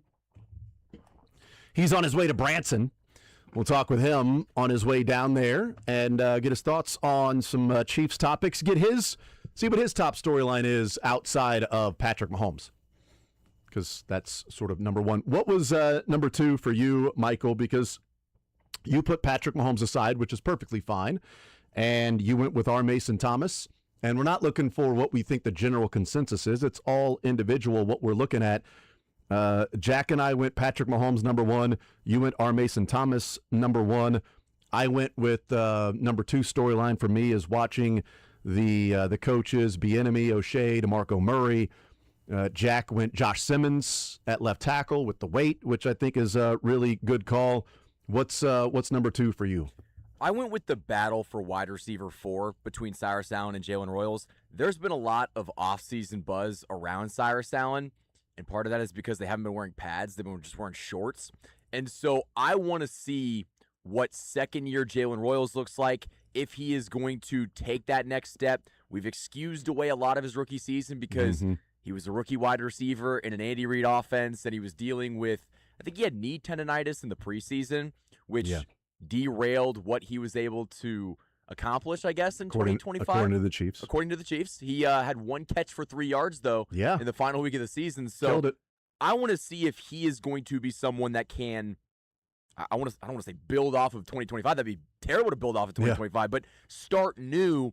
And now that he knows the offense, or at least hopefully knows the offense, they can have a defined role for him. Even if he's more of a special teamer, at least that is a role. I don't know what their plan is for Jalen Royals, but Cyrus Allen was the guy they drafted in the 5th round that has been praised for his quick release off the line, and the Chiefs don't have a lot of guys that can play both inside and outside, and Cyrus Allen could be that number 4 wide receiver, and at this point, it's Rashee Rice, Xavier Worthy, Tyquan Thornton, either Jalen Royals or Cyrus Allen, and then I don't know who number 6 is. Is it Nico? I mean, maybe that's the better question. Who's wide receiver 6? Is it Nico Remigio? Is it Jacob DeJesus? I was going to say David DeJesus. DeJesus. Is Jeff Caldwell going to make the team? I mean, who knows? That's if we assume that wide receiver 4 is a battle between Cyrus and Royals, then probably the leader in the clubhouse for wide receiver 6 would be Nico Remigio, but Brownlee played last year. Caldwell has the crazy strength, size, athleticism, quickness combination. DeJesus is a guy that he's like 5'4", but he's an incredibly small individual. But Garrett Dieter likes him a lot, and there's a reason they brought him in as a free agent tryout, and now he's on the roster, at least heading into training camp. A lot like Khalil Benson. Here's a tryout, and now you're heading to training camp. So there were a lot of guys at the rookie tryout, and a couple of those guys earned a mini camp, an OTA, and now on into training camp, and DeJesus is one of them, along with Khalil Benson. So I think that's an interesting one. I think Nico Remigio would be the leader in the clubhouse, but I think that's where we also look at what people have talked about in not putting more around Patrick Mahomes is that you've got questions around Rashee Rice. You hope Xavier Worthy is fully healthy this year. And is Tyquan Thornton ready to step into a bigger role that he was asking for after the season was over? That looked like he could have played a bigger role because when he was in there, he looked like he could take on a bigger role.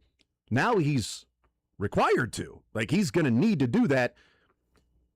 And is Cyrus Allen going to be a rookie that plays the way that people have said, wow, this guy looks really good? Like, is he a 400-yard receiver as a rookie? And is Jalen Royals a bust, or is he somebody that can start filling in for the Juju Smith-Schuster role? Whoever ends up being the number 4 receiver, the Chiefs just cannot continue to get nothing from that position, especially with all of the concerns we've talked about. You cannot have a dark hole, a blank space, so to speak, at the number 4 wide receiver position. You just can't do it.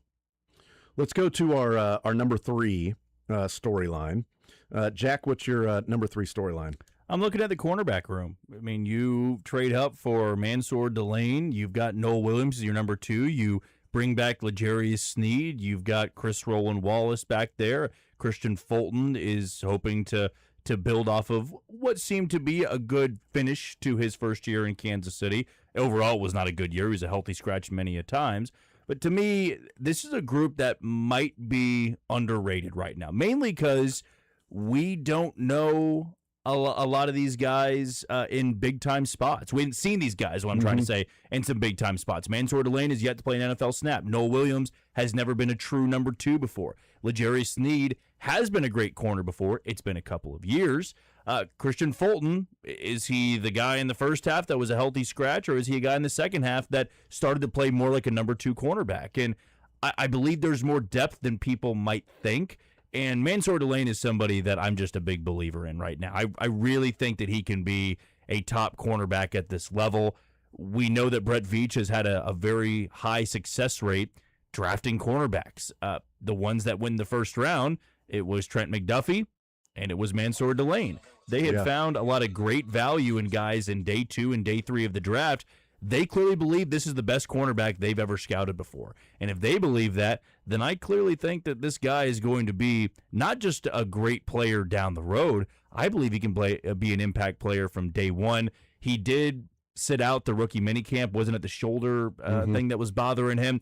Hopefully that's a thing in the past and we can see him in St. Joe. But I want to see how that cornerback room shakes out. Is it going to be Delane, Williams, Fulton, Sneed? Is it going to be Delane, Sneed, Williams, Roland Wallace? I mean, how that thing is all going to go down, I'm not sure we'll get the complete answer in St. Joe because some of these guys are going to have to battle it out in preseason games. But I'm very curious to see how they match up against guys like Rashee Rice, Travis Kelce, Xavier Worthy, and Tyquan Thornton. Well, my number 3 goes along with that because I took the cornerback room, but then I just said overall secondary. So, again, maybe cheating a little bit when I went with the coaches number 2 and the new coaches, but then secondary because I throw in safety to that. We know about Alohi Gilman, but who's playing next to Alohi Gilman? Is it Shamari Connor that they move him out of that nickel spot because they've got Kader Kohu, Jadon Kennedy that they drafted? Do they move Christian Roland Wallace out of the nickelback position and move him to more of a safety? Jaden Hicks, what does he look like this year? Is it Fulton, the third cornerback? Is it L'Jarius Sneed? Because of maybe how thin the safety room is with the unknown of Roland Wallace, with the unknown of what Shamari Connor is going to be playing, and Jaden Hicks, does L'Jarius Sneed become a hybrid, what Shamari Connor maybe was, a slot corner safety? Is that what he ends up being? The safety one is interesting, and I had mentioned, Xavier Wampa from Iowa, the safety that, again, some people had mid-round grade on, like early day 3 pick, and he's an undrafted free agent. Well, I mean, he's got an opportunity to make the team as an undrafted free agent. I think if we look at like the 2 most likely, if I was to guess 2 most likely undrafted free agents to make the team, I think number 1 seems to be the consensus as Khalil Benson out of Indiana. I think number 2 might be just because of the opportunity that and the path would be Xavier Wampa to make the team as a safety. But to me, that also shows, like, with Khalil Benson making the team, like, they traded Wanya Morris to sort of show that, hey, we're good with our depth, even with Khalil Benson. But you've got Esapole, you've got Jalen Moore, obviously Josh Simmons, you've got other guys to play that spot. If Xavier Wampa makes the team as an undrafted free agent, I think a lot of it is also like, well, maybe Jaden Hicks isn't the guy they were hoping he was in the 4th round. And maybe L'Jarius Sneed is just simply a cornerback. Maybe Shamari Connor is not ready to just be a safety and play next to Alohi Gilman. I don't know. Or Xavier Wampa is a really good player, and it's like, hey, this guy should have been drafted, or maybe we should have drafted him at some point. So the overall secondary is what I'm looking at, because I'm in agreement with you on Mansour Delane. Like, I think you can say, hey, one of the storylines, I want to see Mansour Delane. I get it. I understand that because he's the number 6 pick in the draft, and so you're always excited about top draft picks. But if Mansour Delane is not a high-level player, I think he would be breaking two different historical trends. One, top 10 cornerbacks in the last 5 years have been damn good players. Two, the Chiefs' recognition of cornerbacks and what they get out of them.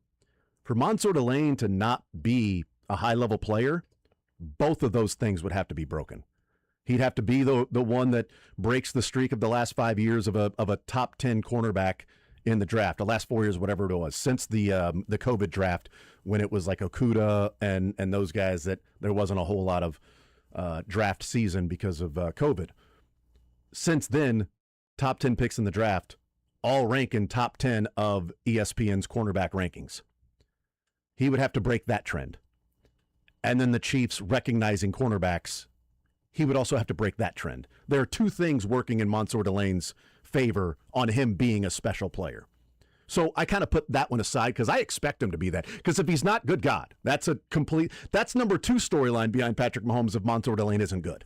All right, so that would be a big swing and a miss because it took 2 draft picks for you to draft him. But that's why I threw in like the safety along with that because I put Mansour Delane aside and say he's going to be good. I fully expect him to be really good. What's your number 3? I'm glad that we all three differ at least a little bit with our list. I ended up going with my third storyline. You could maybe argue that it's up there with number 1, is how are they going to fill the Leo Chenal role? Is it going to be Cooper McDonald? Ethan Downs was talked up by Dave Tobe. I am a little terrified to hear the name Ethan Downs as a potential replacement for Leo Chenal, but they are going to have to go about filling the production that Chenal brought because it wasn't just on the defense. He was playing over half the special team snaps.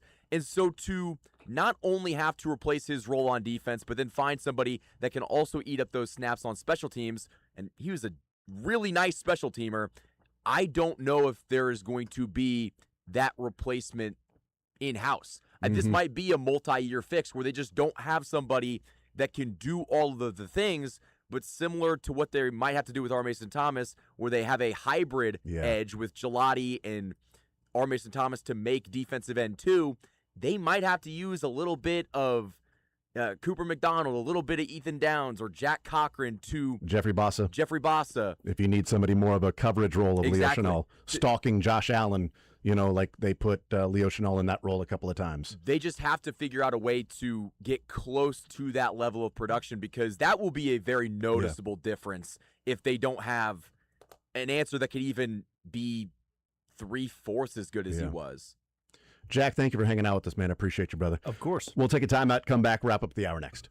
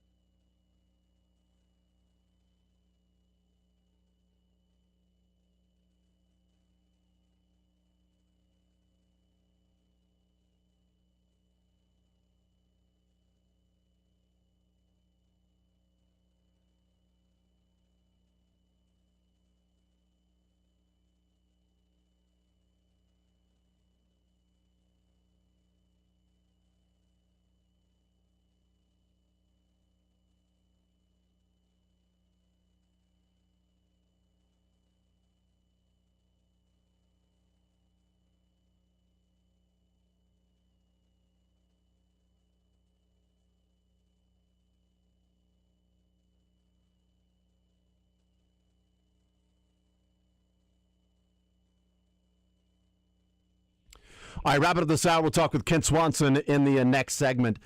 I had a couple of honorable mentions in storylines that I had listed. One of the honorable mentions I had was also Josh Simmons. But I had Peter Woods. Like, out of the rookies, like, I know people are excited about Cyrus Allen as a wide receiver, but again, I've moved Mansour Delane to the side. Peter Woods was a storyline to me, like what he looks like, and can he be closer to the guy who was thought of as maybe the number one overall prospect in the draft before the 2025 college football season started. It also makes you wonder if maybe the Chiefs' plans at edge involve Chris Jones kicking out more. So you feel better about edge because you've got Peter Woods that can eat up those Chris Jones snaps. Could be, yeah. Yep, we'll see. And hopefully Omar Norman Lott returns healthy and everything. We'll talk with Kent Swanson coming up next.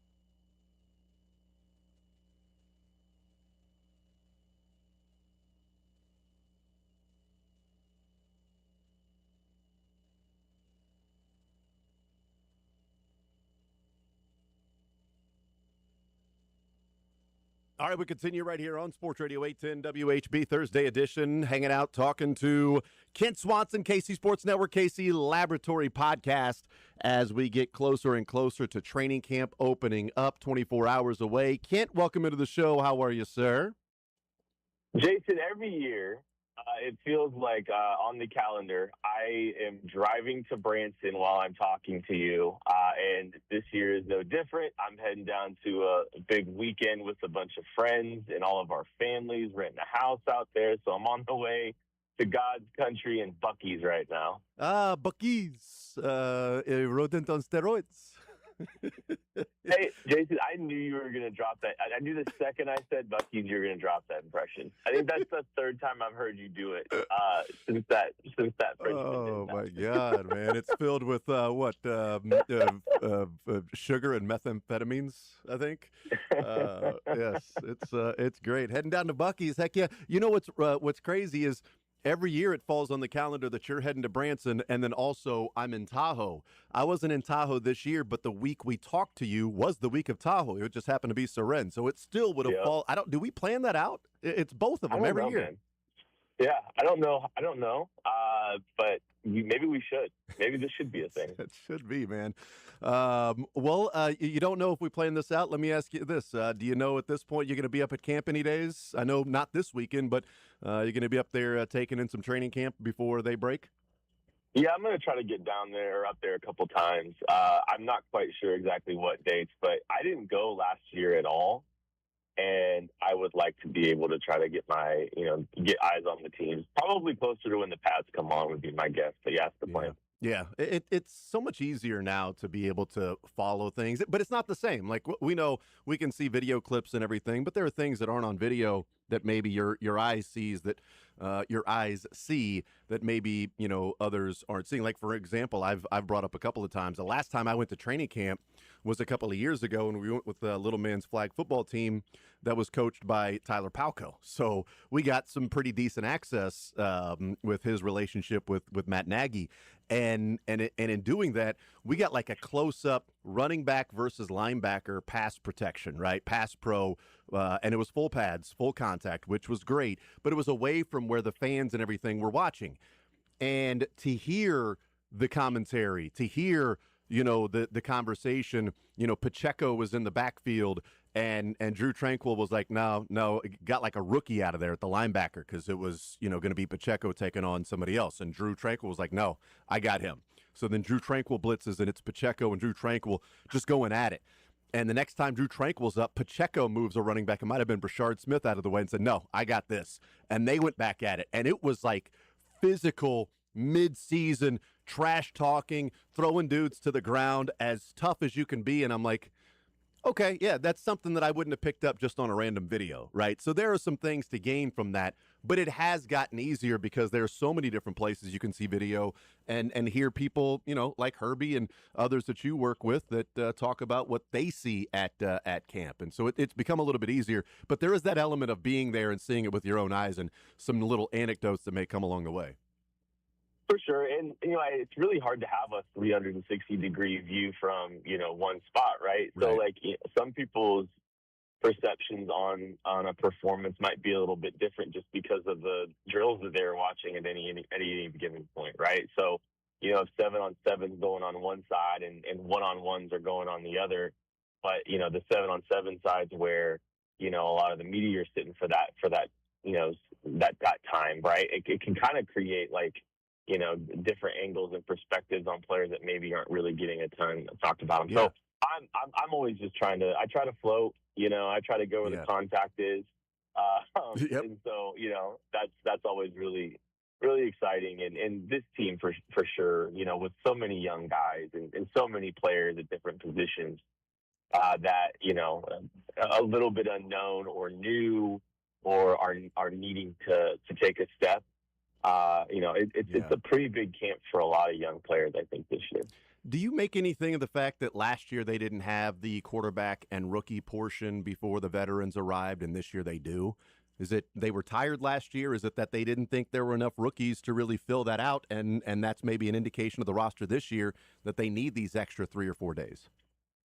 Yeah, I mean, I feel like last year was just, hey, you're on the heels of playing the most football any team has ever played in a 3-year span ever. And you just completed the greatest 3-year run in the history of the sport, and we're going to give you a break. And then this year, it feels like everything went wrong last year. We do have a lot of young players, and Patrick Mahomes is itching to get back out there. So let's go ahead and, I think there's just a lot of factors playing into why the Chiefs brought rookies and quarterbacks reporting back. I think that's, so many different reasons from the rookies to, a lot of guys had player rest last year because the season ended pretty quick. So I think there's a lot of reasons to get the quarterbacks and rookies in. Ken Swanson's our guest, KC Sports Network, KC Laboratory Podcast. Okay, so storylines to watch in training camp. Is it easy, number one, and then there's a gap between 1 and 2, with number 1 being Patrick Mahomes, his knee, his health? Is that the number 1 spotlighted, circled, stars next to it storyline for training camp? I mean, I think everything starts and stops with Patrick Mahomes for sure. I think there is definitely a clear, like, hey, how is he doing? Is he going to be ready? Does he look like he's going to be ready? That's definitely question number 1, I think, on everybody's mind. I think the interesting thing is, though, there's a gap because everything is so, it's that important. But there are so many storylines that exist on this football team right now. You can almost go position by position. That narrowing it down to what number 2 is, I think, is even a challenge. I think you could make a case for 5 or 6 different storylines that are probably number 2. But I think Patrick Mahomes in his health is certainly the top. And then after that, there is so many different, curiosities that are of high importance for this team. Putting you on the spot, I know what my number 2 would be. What would your and I think this may go into a conversation about all the different things that can come in at number 2. But if you're looking at it right now, what would your number 2 be on July 23rd? My greatest curiosity is Josh Simmons right now, and his health, his weight, how he looks. I love it. Because of last season being so shrouded in mystery, and then the injuries. Also coming off an injury heading into his rookie season, which was part of the reason that he winds up falling to the Chiefs at the end of the first round. It's such a consequential season for the Chiefs and their roster building with Josh Simmons, because if Simmons can go out there and play well and play consistently and hold weight and just kind of has a normal season, that is such a massive win for this organization, because they can check left tackle off for 2027 and move on to addressing all the other needs that they're going to have. So for me right now, I'm just so curious about the Josh Simmons experience in training camp, and that's number 2 for me. And it's interesting because, I think all of us around here have been somewhat annoyed at the offensive line commentary that has taken place with the Chiefs, and especially around the draft season. And we got a little validation when Brett Veach joked about, I just let him think we were going to take a tackle. John Gruden was on with Barstool and was given his preview of the AFC West. Besides the fact that he picked Broncos, Chargers, and then the Chiefs in the in order in the AFC West, one of the things that I appreciated about John Gruden's analysis of the Chiefs was he said, all the different things that you went into of Kenneth Walker, what's Mahomes' health. He goes, but there's an unknown at tackle for me. Josh Simmons looked good when he played, but he missed 8 games. He was injured at Ohio State. Jawan Taylor's been their right tackle for 3 years. They've moved on. There's an unknown of what the new right tackle would look like, whoever it's going to be. And I had at least appreciated that actual analysis of the tackle rather than, well, their tackles are bad, and I've heard other people talk about offensive line being an issue, so I'm just going to say offensive line is an issue, because those are the legit concerns with the offensive line. What does Josh Simmons look like? And if Jalen Moore wasn't starting over Jawan Taylor last year, what were the reasons? And were the reasons because they didn't think he was as good as Jawan Taylor, or maybe they just wanted to keep him as a swing tackle and he can slide in and play right tackle well, or Esapole, who's going to be there? Those are, some real questions about the offensive line, because guard to guard seems solidified, but it's not without some question marks with this offensive line this year. Yeah, and I think there's just I think that's the one that makes me the most curious, and I hold the opinion. I mean, I love Josh Simmons coming out. I thought he was a tremendous talent, and the fact that the Chiefs were able to get him where they got him was such a big coup for this organization potentially. as loud as it's been about the offensive line all offseason, that validation of being able to check that box and kind of move on, I think will be such a it may not be a long storyline, right? It's probably not going to be one that exists for, I think what happens is, okay, Josh Simmons, he looks like he's closer to 300 pounds. He's moving well. He looks every bit of that guy that has a chance to be a top half of the league left tackle. Okay, great. Moving on. It might be a quick storyline for us, but that's the one I think that's what I'm paying attention to. But yeah, I do think there's an excitement to see him prove people wrong too. Yeah. Like I think that's part of what exists too. Is just I think the local market gets to flex a little bit on all these national media that have been downplaying the offensive line, and Josh Simmons goes out and does it. He's well more than capable of doing it. Kent Swanson, KC Sports Network, KC Laboratory Podcast, our guest. My number two, and maybe I cheated here with my number two because I took a few things and combined it. But my number two is keeping an eye or the storylines around Bieniemy, O'Shea, and DeMarco Murray, like the new coaches they brought in to see the interaction, what the positional groups look like. I don't know how much of an idea we'll get at they're running more under center in, when they're going 11 on 11. Well, is that more than what they've done in the past? Is that an indication of what they'll do this season? But I think the new coaching staff, the guys they put together, rather than just running it back the same guys over and over because they were playing until February and some of those positional coaches were already hired, the fact that Bieniemy, O'Shea, and DeMarco Murray are in the roles that they are, that ended up being my number two. Maybe I'm cheating that way, but that's what I went with number two for me. Well, and the Chiefs are betting on that. This is what they, I've made the joke. I think I probably made the joke on the show too. Andy Reid, it's that Simpsons meme. It's the children who are wrong. He thinks that the reason that this team struggled offensively was not necessarily what was being called, but the execution.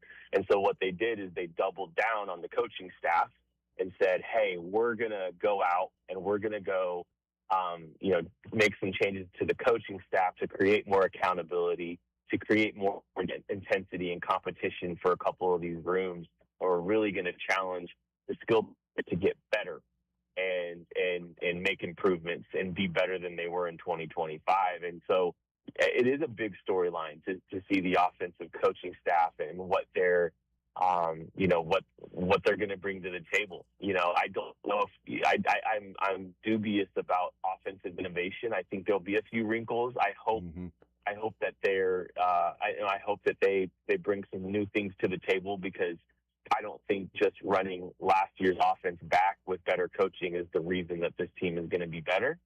I do think it's pretty consequential, this offensive coaching staff. They've got a big task ahead of them, and Andy's betting that improved coaching is ultimately going to be one of the things that gets this team over the top again.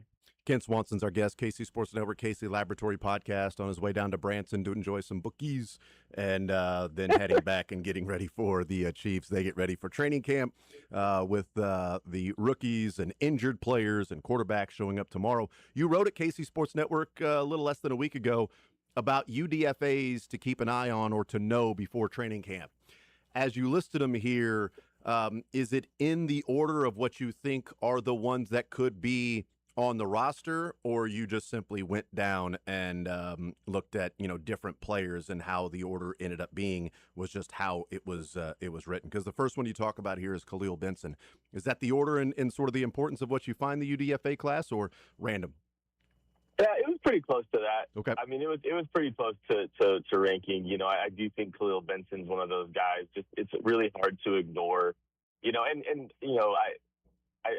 I want to caution a little bit, because I do think that we've seen offensive linemen show some ability mentally and get the attention of the coaching staff because of how they're able to handle things mentally. And then once the tape, once live action kind of hits, things get a little different for these guys. But no, I do think Khalil Benson is definitely at the top of the list. it's an interesting group of UDFAs, and UDFAs are such a big piece of roster building. Any player that you're able to add as an undrafted free agent that you can rely on and that you can kind of make part of your plans is such a huge win for any organization. And so, if you can get a Khalil Benson to make the roster, that's a swing tackle, that's a right tackle, a backup tackle that you don't have to worry about trying to pay. And then it's, I think the one exception is I do think, Xavier Nwangpa might have a better chance than, he might, if I was, he might be a little bit higher ranked up the list of undrafted free agents to watch. I think that's probably the one exception is I'd probably move him up a little bit. But there's some it's an interesting group this year that I think, I think the Chiefs have done a really good job of addressing that and adding some interesting players. Out of the, what were they, 5 that you did or 6? 5. 5. Out of the 5, do you think one of these guys make the roster? Or there's a UDFA or 2 that's on the roster, maybe not one of these 5 guys, but just there's somebody that's undrafted this year that they keep? Yeah, I think they'll keep Benson. Okay. I do think Khalil Benson, it still seems as though he's pretty well regarded, even if he's not necessarily like a guy that's pushing for starting reps at right tackle. I think the measurables are so desirable for Andy, and he's already getting some burn. That means probably mentally he's done some good things. The tape was pretty up and down. There's some moment. There's a reason he went undrafted. I think there's still some technical work that's got to get done for Khalil Benson to be a consistent starter. But I think Benson probably does make the team still. I just don't know if it's going to be competing for the right tackle spot. I think Nwangpa has a very real chance at the safety position, and so that plays a big factor into things. And then special teams, I think he has the ability to kind of be a special teams maven as well. I mean, he's very similar to Brian Cook from a size and frame perspective. So I think those two, probably have the best chance.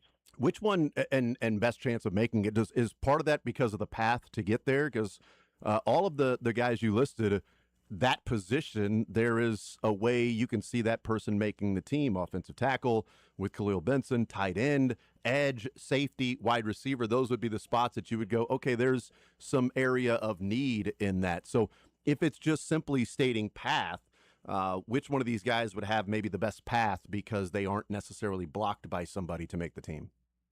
I think Benson. I think, and the Chiefs, and we talk about wins. I mean, the fact that the Chiefs felt comfortable trading Wanye Morris because of what they have in 2 undrafted free agents in Estepole and Khalil Benson, I think is a massive win already. The Chiefs gained draft capital because they identified undrafted free agent tackles that they feel comfortable with. The path has been cleared for Khalil Benson to make the team. I think that there's a chance. I think there's a chance Vince Anthony has a chance to make the team as well, just because the Chiefs typically carry 6 defensive ends, and you go look at the roster, and I don't see 6. Yeah, I don't see 6. I think are guaranteed slam dunk rosterable defensive ends. So there's a chance for him, and the same thing with the safety depth and the need for special teams with Nwangpa.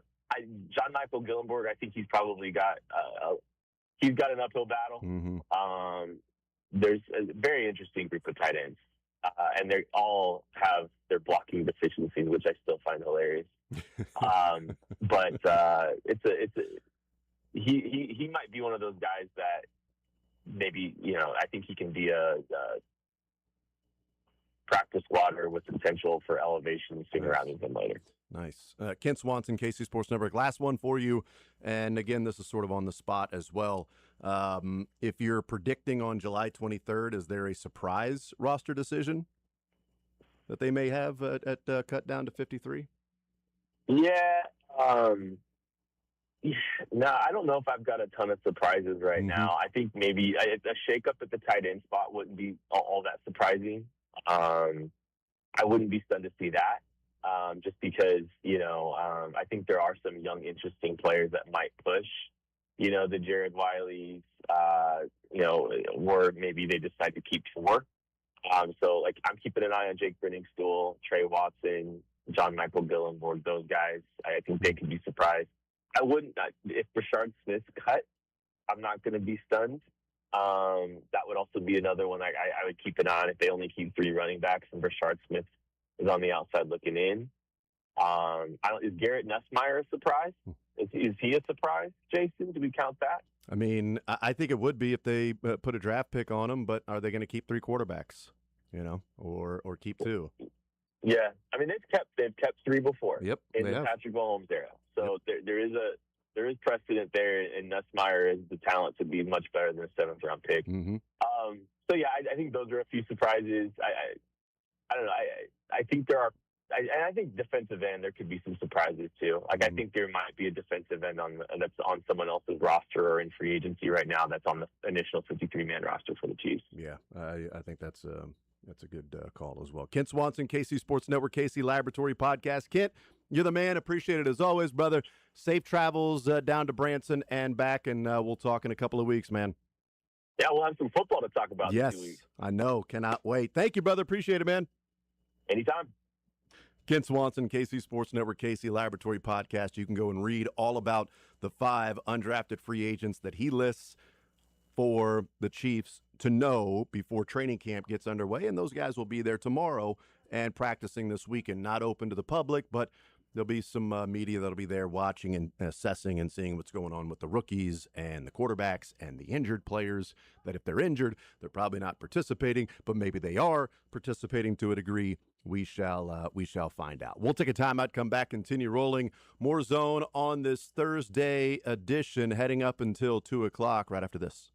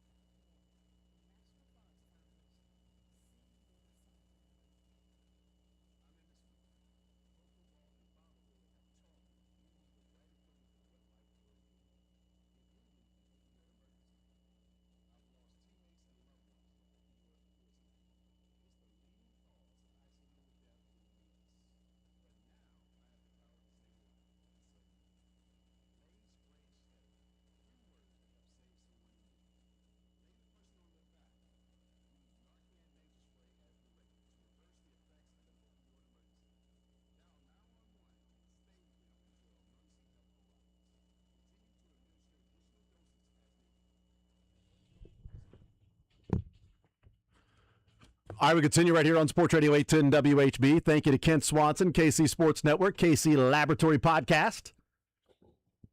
He's heading down to Bookies. A rodent on steroids. I love it.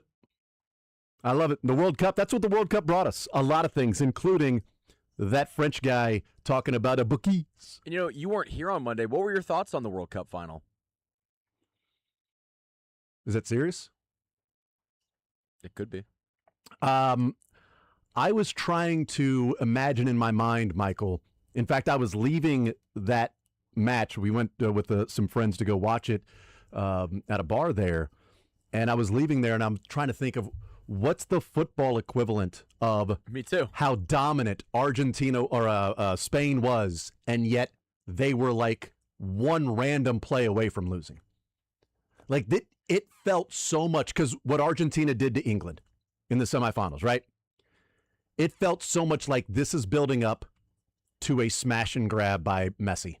That there's going to be some random counter, and Argentina's going to get out, and Messi's going to have a cross, or there's going to be something bounce around in the box, and Messi's going to finish it in the back of the net, and they're going to win 1-0 with a goal scored in the 90+3 to win it. Like, that's what it felt like it was going towards. And I'm like trying to think of a football game equivalent. It doesn't have to be a specific game that was played. Just how could you even create the scenario in football that somebody was that dominant, yet was razor thin hair away from what potentially could lose if a ball bounces a different way in the box? I can't think of a football comparison right off the top of my head, but I can think of a baseball one. Okay. It'd be the equivalent of a pitcher throwing a no-hitter or combined no-hitter and losing the game. It'd be like walking a couple guys in, or the offense of the team just doesn't. Yeah, so you would have a walk and an error. So you'd be down 1-0. You pitch a no-hitter, you'd be down 1-0. And your offense had like 17 hits. But double plays, you got a sack fly, guy thrown out at home. Leaving the bases loaded. Left the bases loaded in a couple of innings. And it's like, dude, you ran their pitcher in the third inning, and they went bullpen, and your guy gives up two base runners all game, a walk and an error, and you lose 1-0. Yeah, that would be the comparison for what the World Cup final was, with Spain just as dominant of a team in a game, and yet it felt like it was going to be a smash and grab by Messi, or it was going to go to PKs, and Argentina was going to find a way to win in PKs, and Indy Fernandez was going to come back off a red and be the hero. He has a red card and then comes in and just puts one of them. I don't know. I don't even know if you can do that. I'm not sure, but that would have been an amazing story. I was rooting for Spain. So, and I know Argentina in our backyard. I actually found myself surprisingly, Michael, after spending the first couple of weeks leading into the World Cup being so annoyed at English fans because of the story that there was a shooting near the training facility for Team England, and the entire, English national team fan base of, this is why you don't go to America, and Kansas City's a dump, and all this other, BS. So found myself rooting against them because of the fans, even though they were staying in our backyard.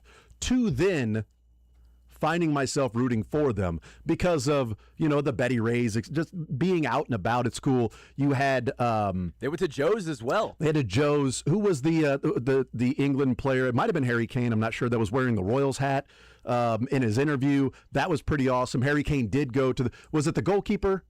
It might have been. I think remember it might have the been Harry Kane interview, though, at Kaufman. Yeah, so he went to Kaufman. They went to some Royals games. That was cool. And so I found myself, and Jude Bellingham is awesome to watch. He's just a phenomenal player. So I found myself surprisingly rooting for England, and I started rooting for Argentina in the tournament when the tournament started, in Algeria, obviously, for those reasons, and Netherlands was really cool. So all four of the teams that were staying here. But I found I was rooting against England. And then it got to the semifinals, and I was definitely rooting for England, and I couldn't believe Argentina did what they did in the sort of Argentina is the Chiefs. They are inevitable. They're going to find a way to win. and everybody's saying the referees are the reason they're winning. I was like, hey, you got Messi and you got Mahomes. They Both are playing at Arrowhead. They are GOATs playing at Arrowhead, and people are saying the officials and the refs are screwing over the other team, and FIFA is in on it to make sure Argentina gets. Look at how easy the path was for Argentina until they had to beat England, and they do that with those 2 goals late. And it's like, I thought it was going to happen in the World Cup final too. I thought they were going to be down a man, and somehow smash and grab Messi goes and puts one in the back of the net, and they win 1-0 with a 90+4 goal scored by whoever. I was also rooting for. Well, I guess you were rooting for Spain. I wanted Argentina to win just because they did base camp in Kansas City, and I also, for somebody that doesn't follow soccer as closely as others, I like the storyline. I like to watch greatness, and for what it would have done. I don't know. Maybe it doesn't do anything for Messi's GOAT debate conversation, but it would have been cool to see him get another one. Like, I root for great players. Back-to-back World Cups. I mean, I think back-to-back World Cups would have made it pretty significantly hard to surpass him, although there's your Pele group that nobody's going to be better than Pele. He's got 3 of them. Messi's got 1. Would have had 2 with back-to-back. That would have gone a long way. Many people are already saying that it's Messi. Sure. Many people would have said it would have been Ronaldo without the injuries, that he was pacing towards being the GOAT. But you also need some World Cup goals if you're going to be the GOAT for Ronaldo, obviously, but he got one. You know, now that I think about it, it would have been so much better if Argentina won the match, because then the story of the 2026 Argentina national team winning the entire World Cup starts in Kansas City. Their entire journey begins with Kansas City. With a hat trick by Messi at A Arrowhead. hat trick. And then going back to the controversial red card after VAR sending the Swiss player off, and then playing, Swiss having to play down a man and Argentina winning that particular match, and thinking that it was all rigged for the Argentine, players and Messi. Also happened at Arrowhead. There's the connection with Mahomes and Messi. GOAT recognized GOAT. Who's the Josh Allen to to Messi? That's a crazy comp, but Ronaldo. I mean, I don't know. Doesn't have one. Maybe Tom Brady is the. Well, maybe Mbappe right now, because Argentina has beaten France in the final. Well, if they would have, if it wasn't Spain beating France, if it was Argentina instead of beating England, they beat France, and it was Messi and Mbappe, and Mbappe has all these amazing, goals, and is going to surpass Messi for World Cup goals, because he's going to have like at least 2 more World Cups. So it might have been that. But if you look at it, the Messi Mbappe is like Josh Allen and Patrick Mahomes, because Mbappe got the golden boot. He had the most goals in the World Cup. Messi didn't, but Messi's team went farther in large part due to Messi. Right. And if they would have won it, it would have been, well, you know what? Now it's time for but also there's such a difference in age gap with that. It's a little more difficult when Josh Allen and Mahomes are close to the age, and they've been in the league roughly the same amount of time. It's a year's difference. For them, and in terms of Mahomes as a starter and playing, and that group. So they've been along most of the time, Josh Allen and Patrick Mahomes, the same number of years, where that hasn't been the case with Messi and Mbappe. But beating them 4 years ago in the championship, and if they had beat them, like if France had got past Spain and it was a championship yet again, and Messi beat Mbappe, then it would be Mbappe's amazing, but he can't get past Messi. He can't get, it's Messi, no matter what, Messi and Argentina, they're inevitable. Then that might be more what Tom Brady and Patrick Mahomes were to each other. Just with the age difference is really how you make that comparison. And then it's like Mahomes is that's a great one, because Mahomes didn't beat, Tom Brady in the playoffs, lost twice to him. Super Bowl and the AFC Championship game. But has put up ridiculous numbers and has won 3 of them, just as Brady did early in his career, but went to 3 straight, unlike Tom Brady, while winning 2, back-to-back, and then going to a third. So going to 3 straight, winning 2 of 3, with that third one being the 3rd consecutive Super Bowl after winning back-to-back, something no team has ever done before in the history of the NFL, win back-to-back Super Bowls and then play in another one, to actually be 1 game away in the game to be a three-peat, not 1 game away to get to the game to get a three-peat. Putting up the numbers, and then the other guy has the GOAT status and is sort of previous and then caps it off with a couple of head-to-heads right before he goes out, which is what Brady did with Patrick Mahomes as the up-and-comer. Mahomes is going to own the records of passing and touchdowns over Tom Brady. Whether it's the full-on record of, historically, he's going to pass Brady in those numbers, I believe, if he plays, till he's 40. Put some weapons around him, yeah. Yeah, true. So just like Mbappe is going to break all the Messi records. He's already there with goals. Like we talked about Messi breaking the record for goals in the World Cup, and Mbappe's right there already. Every game he's scoring a goal. And so, yeah, I think that's a really good comparison. I think it's not necessarily Mahomes and Allen, Messi and Mbappe. It's more Brady, Messi, Mahomes, Mbappe, that Brady's the GOAT. They've said Messi's the GOAT, and Mbappe may be the GOAT when it's all said and done if he continues on this pace and then gets a couple of World Cups along the way.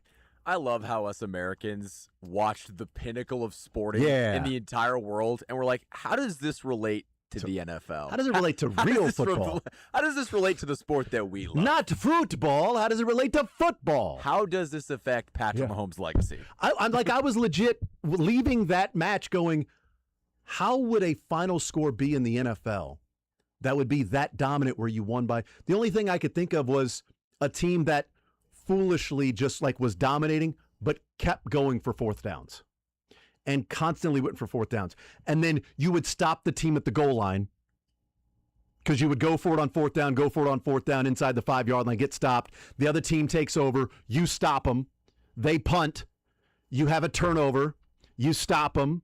Then you drive down the field and, go for it on fourth down again, get stopped, dominate the other team. They punt it. You drive down the field again and have a crazy random turnover, and somehow you win 3-0 where you are one random play on the other team's offense away from losing 7-3. The first game that I thought about, and this isn't right, I thought about the AFC Championship game in 2021 where the Chiefs could do no wrong in the first half, and then they did a lot of wrong in the second half. Everything wrong in the second half. But maybe there is a comparison where it doesn't have to be necessarily like one team was so dominant, because while Spain was dominant in that match, Argentina did have moments where you thought that they could potentially break it open. But they didn't even get a shot off. They didn't have a shot on goal. No, 0 shots in the first 90 minutes.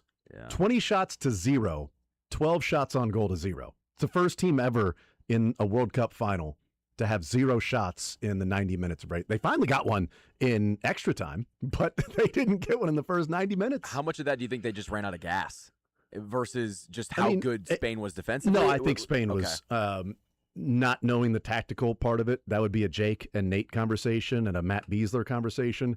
But there with a bunch of soccer big-time followers and fans, and everybody's wearing all these different Premier League jerseys that are there. My buddy and a bunch of his friends and a couple of guys that I'm friends with as well, but they're huge soccer fans. They were talking about the tactical defensive move that Spain used to sort of eliminate Messi.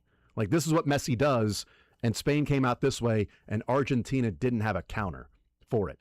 And that's why they just completely took Messi away, and Argentina's game plan is to find a way to get the ball to Messi and let him create. Well, Spain played it tactically to where they just took that area away. I'm not the one that's going to be able to tell you how they did it, but that was this is exactly what we thought Spain would do, and Argentina better figure something out soon, or they're going to be, playing up to the midfield and then giving the ball up again, and it's just going to be Spain attacking, and Spain's going to win this thing 3 or 4-0, which is what it felt like maybe they were going to end up being, because they just stayed on the attack constantly. And the beauty of the finale was, even though Spain was so dominant and always on the attack, you felt like Argentina had a small chance to win. What other sporting event, if it is completely lopsided with one team dominating, do you get to a point where you go to extra time and you're one Messi crosser away from potentially winning the World Cup? Yeah. Like, there's no other sport like that. Yeah, it can't be in basketball, because if you're dominating a team like that in basketball, you're scoring. It'd be like the Knicks and Spurs in that game. Was it game 4? But that was a back and forth game, though, right? Well, that was when the Knicks came back. Okay, game 4. Yeah, you're right. Or was that game 3? No, because they lost game 3. They won game 1 and 2 in San Antonio. They lost game 3 because I remember that everybody paid to go. Game 4 was the crazy comeback. Yes. Okay. Yeah, that's right. Because if it was game 3, it would have been over. Yeah. So game 4 was the crazy comeback where it would have been 2-2 heading back to we see San comebacks Antonio. in sports all the time. Right. That's one team dominating the other team. That game 4, is closer to the AFC Championship game in 21 with Chiefs and Bengals. Chiefs dominating the first half, Bengals doing what they did in the second half, and then winning in overtime. The comparison I think might be there from 2021 to the World Cup final would be some of the unknowns, and I don't think it's conspiracy, of people trying to figure out that something happened in the locker room before the game started with Argentina. That they came out, there was like some discussions, it was something Messi would say of like, let it go, let's just get out there and play. There was like an odd feel when they walked out of the locker room before the match, like something happened in there before the match started. That's the same thing when we talk about with the 2021 AFC Championship game of something happened at halftime. What took place in that locker room after Mahomes threw the ball to Tyreek Hill? The clock ran out, and there was some yelling. There was some yelling coming through. There's been some people that have said that in that locker room, there was some yelling going on at halftime. Joe Tooney had to step up and tell everybody to shut up, and there was some panicking and some things going on that these are all sort of like whispers of did this happen, did it not happen, and that's why they came out in the second half with just a completely different look, and why they may have come out in the second half with Mahomes going a little bit of bleep you. I can hand the ball off, but no, I'm going to show you. No, I'm the one that runs this team. Could be. Or the Bengals completely flipped the script, and in the second half they played amazing defense and they did something different than what they were doing in the first half, and the Chiefs didn't adjust to it. Who knows? But there's a lot of things, like something went on in the locker room before that Argentina game, and something went on at halftime with the Chiefs and Bengals. Who knows? But yeah, I enjoyed the match. Here's the thing. That match is why I think a lot of Americans that don't watch much soccer don't necessarily like soccer. Because you watch it and you go, Spain dominated, and they go, that was boring. What do you mean Spain dominated? It was 0-0. Like, the first 3 or 4 minutes there seemed to be some or first 10 minutes seemed to be some action back and forth, and it was kind of fun. And Lamine Yamal had that shot, and then Oyozarba, he had a shot, and it's like, okay, then Argentina had one the other way and they never got a shot off, but it was like, oh, all right, this is going to be fun. This is kind of open here. But I think that game is probably why you would see that, and if you don't watch much soccer, there are elements that you may not appreciate during the game, whereas if you watch a lot of football and someone's like, dude, this is a 6-3 game, this is unbelievable, and somebody's like, this is boring, there's no points being scored, and you're like, yeah, but you understand the field position battle, though. Like, that first down right there to get to the 40-yard line was massive because they've been playing in their own territory. Now they can at least punt the ball down there and change field position, like those small incremental wins that we recognize in football because we watch it so much. If you don't watch it and consume it the way that Europeans or the rest of the world does, I don't think you see those small incremental wins here or there that we recognize in football and go, no, that's a big deal, that what just happened there on that 10-yard gain. Like, no, that pass right there was a big deal, or whatever happened on this one, that was huge. And like, really? It was just a pass. Like, what are you talking about? And you know what? I'll concede the fact that maybe the first half was not the most exciting soccer that's ever been played. But once you get to extra time in an event like the World Cup, where a goal ends it, or a goal essentially ends it, and you find out a winner, as a sports fan, that's Game 7 of the World Series. That's the Super Bowl. That is the pinnacle of the moment. And as a sports fan, I could appreciate how everything culminated into this point. Yeah. And like, my family was watching it. They don't, I mean, they're small soccer fans, but every single crosser, there was screams going on. Like, it was so cool to watch. It's funny. I didn't watch it with my father-in-law. So again, I was with some friends, and my son. I was very confused why the clock was counting up. Right. You couldn't fathom Wait a minute. that. See, there you go. I'm going to watch this one match. What is this? What's this soccer thing all about? What's this foodie all added about? More time? Yes. So, like, my son and then my nephew, who's a big soccer player and plays on, competitive travel soccer teams. And so, obviously he understands the game a lot. So my son and he were watching, and my father-in-law. So I come back home, and I get there. My father-in-law was like, so what'd you think? was like, oh, he's kind of boring, right? I just laughed at that because it's like, yes, I understand why somebody would look at it and go, it's kind of boring. Because I will say this, even there are some times where, at the bar, people were like, hey, come on, let's get some things going here. It's kind of, even those that are seeing like the incremental wins, right, that watch it a lot and consume it, and they have they're fans of a Bundesliga team, they're fans of a Premier League team, they're fans of an MLS team, right? They're fans of a national team, and so that's all they're watching. Even at that point, they're like, It's like in football. It's like we've seen the more punter action. enough. Yes. Bring out somebody else. Exactly. It's like, yeah, I recognize that getting the ball to the 40-yard line from your own 5 is a big deal, but then you punt it. Like, yes, I get that Give win. us something to work with. I understand that win. I get it. I understand what that means in this game. Doesn't mean I'm being fully entertained, though, and that's what it is. It's for entertainment. You're watching it to be entertained. Are you not entertained? Modern day Gladiators. I was entertained. I At least in liked it. extra time. It was fun. It was good. Spain won. My son's a Lamine Yamal fan. He was wearing his Lamine Yamal jersey, on Sunday. So he was excited. Sent me a bunch of texts with Spain flags. I'm like, yeah, happy for you, buddy. Didn't really have a dog in the fight. I wore Spain colors because It's just red. I was rooting for Spain. And luckily, when I got to the bar we were watching it, apparently everybody was rooting for Spain. There was like one group that was Argentina fans. It was crazy. The entire bar was Spain fans. And I'll tell you what, going back to the Argentina being the Chiefs, I saw a lot of tweets, and I would love for either Jake or Nate to explain this to me, saying football won today. Real soccer won today. What does that mean? Well, Argentina plays dirty, and they flop, and they will elbow. So is soccer. Yeah, well, there are some that take it to the extreme. And I do think Argentina has the reputation, and also we've seen it actually in action, of like they're falling and barely getting touched, and then on the other side they're elbowing, doing some of those things, and not thinking that's, we're gonna play this sort of way, but then we're also gonna act like you just guillotined our leg when you touch us. Don't hate the player, hate the game. Well, and you know what? That's kind of part of it. After that goal that was disallowed after, VAR, and they said there was a foul in the box, there was a lot of people that were frustrated, like, this is absurd. That's not a foul.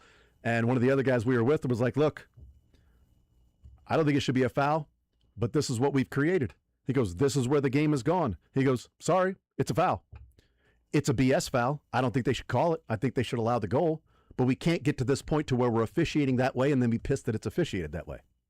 I was like, I have no idea what you're talking about. But That sounds right. Yeah. But everybody else was like, yeah, I know. But shouldn't we be working against that, though? Like, this is now at the largest stage, and now and to me, it's a little bit like, yeah, I thought you were going to legislate kicking your leg out on a 3 to draw a foul. That's supposed to be a technical. And you just called a foul on the defensive team that flew by him because he stuck his leg out, and you're giving him 3 free throws. Like, I thought we were going against this. Well, this is what we're calling now. This is what we've allowed it to be. It's like, yes, but why are we allowing it to be that? Why are we doing those particular things? Aren't we wanting to get this out of the game in certain ways? Certain sort of rules and things like that. So that ends the soccer expertise portion. Glad I could give my input. There you go. I've been waiting to get that off my chest for 2 weeks now, okay? Since Monday. I am at Buffalo Wild Wings. I will fight I you. will fight you. If you're one of them guys that's watching the World Cup, and I've been waiting to get that off my ass for 2 weeks now, so I will fight you. You stay away from me, my family, and my show. We'll take a break. More Zone next.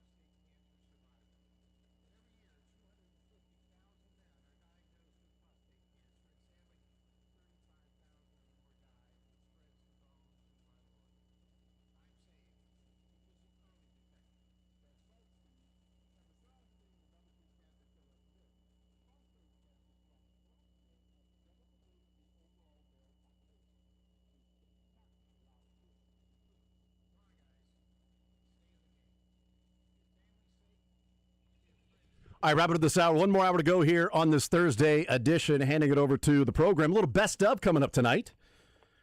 And then a little night shift. A little night shift with Michael Darcy. So much Michael Darcy this week. So much Michael Too Darcy. much. No. Too much. Nope, not enough. I say not enough. What are you doing tomorrow from 10 to 2? I'll be right here Yeah. in this seat. What if I said you could be in this seat? I don't know if I'd want to be. I like being on this side of the glass. I'm just keeping it warm for you, Michael. Just keeping it warm. Aren't we all? You know, that locker is rented. Understand? You're renting that jersey. That's not your locker. You're renting that locker. And rent's due every single day. Every single day. You got to fight for your opportunity to keep that locker. That's what the guys will be going through when they show up tomorrow. Mozone next.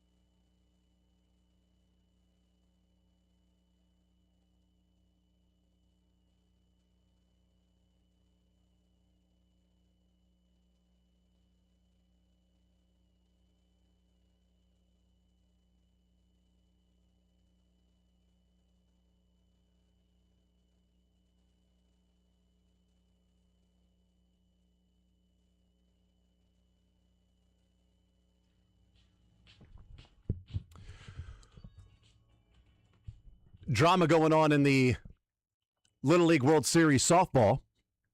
The New England Regional Championship right now. Rhode Island was beating Connecticut 3-2 going into the bottom of the 6th inning. So they play 6 innings. This is the game. Bottom of the 6th inning. So Connecticut's trailing. Here's the drama, right? Connecticut's trailing by 1. They get a base hit, so they got a runner at first. The next girl comes up, hits one to center. The girl at first goes first to third. But here's what got crazy. The ball's coming in. She slides into third, dislodges the bag. The ball gets away from the third baseman. She takes off to go home, but see, she's not going to make it in time. Turns around to go back to third. The base is sitting in the grass, not where the base would be.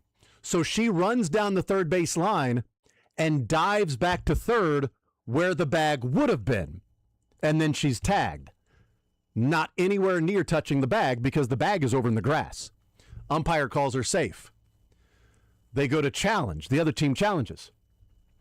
So they go and they're reviewing it. They come back. Thank God they stayed with the safe call. Because if they'd have called her out for not touching the bag got displaced. Then have an actual bag that stays where it's supposed to be. She dove back to where the bag would have been at third base. The actual bag was in the grass. Because when she slid in, she kicked it, got dislodged, goes 5 feet away into foul territory. So then she dives back to that. You could still see the square implant in the dirt. She's there plenty of time. So they've got to go and challenge it. She's safe. So they've got 1 out. It's 3-2. Rhode Island then walks the next batter to put bases loaded, up 3-2 with 1 out. Okay, play at every base, right?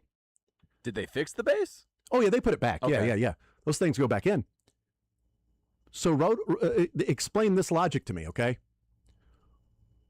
Rhode Island and Connecticut just walked it off. So Connecticut is going to the Little League World Series in softball. But explain this logic to me, right? So I'd be pretty mad if I was a Rhode Island fan, or my girl was on that team. They walked the bases loaded to bring 1 out, up by 1, bottom of the 6th. Play at every base, right? Then they didn't bring the infield in. Ground ball directly. They brought the infield into the baseline, but didn't bring the infield in to where a ground ball. So they're playing the lines. It was odd.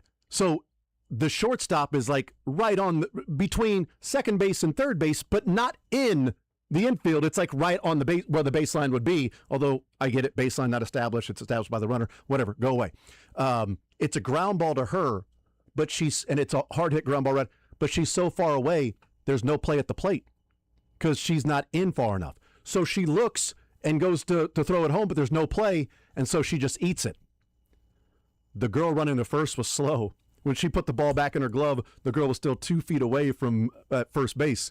Could have got the out there. So now there's bases loaded again. Instead of it would have been, because if you had the infield in, it's a ground ball right to the shortstop. She comes up, throws home. You might have got a double play, and you might be going to the Little League World Series. Because it would have been an easy play home. And then, obviously, I just said the runner going to first was really slow.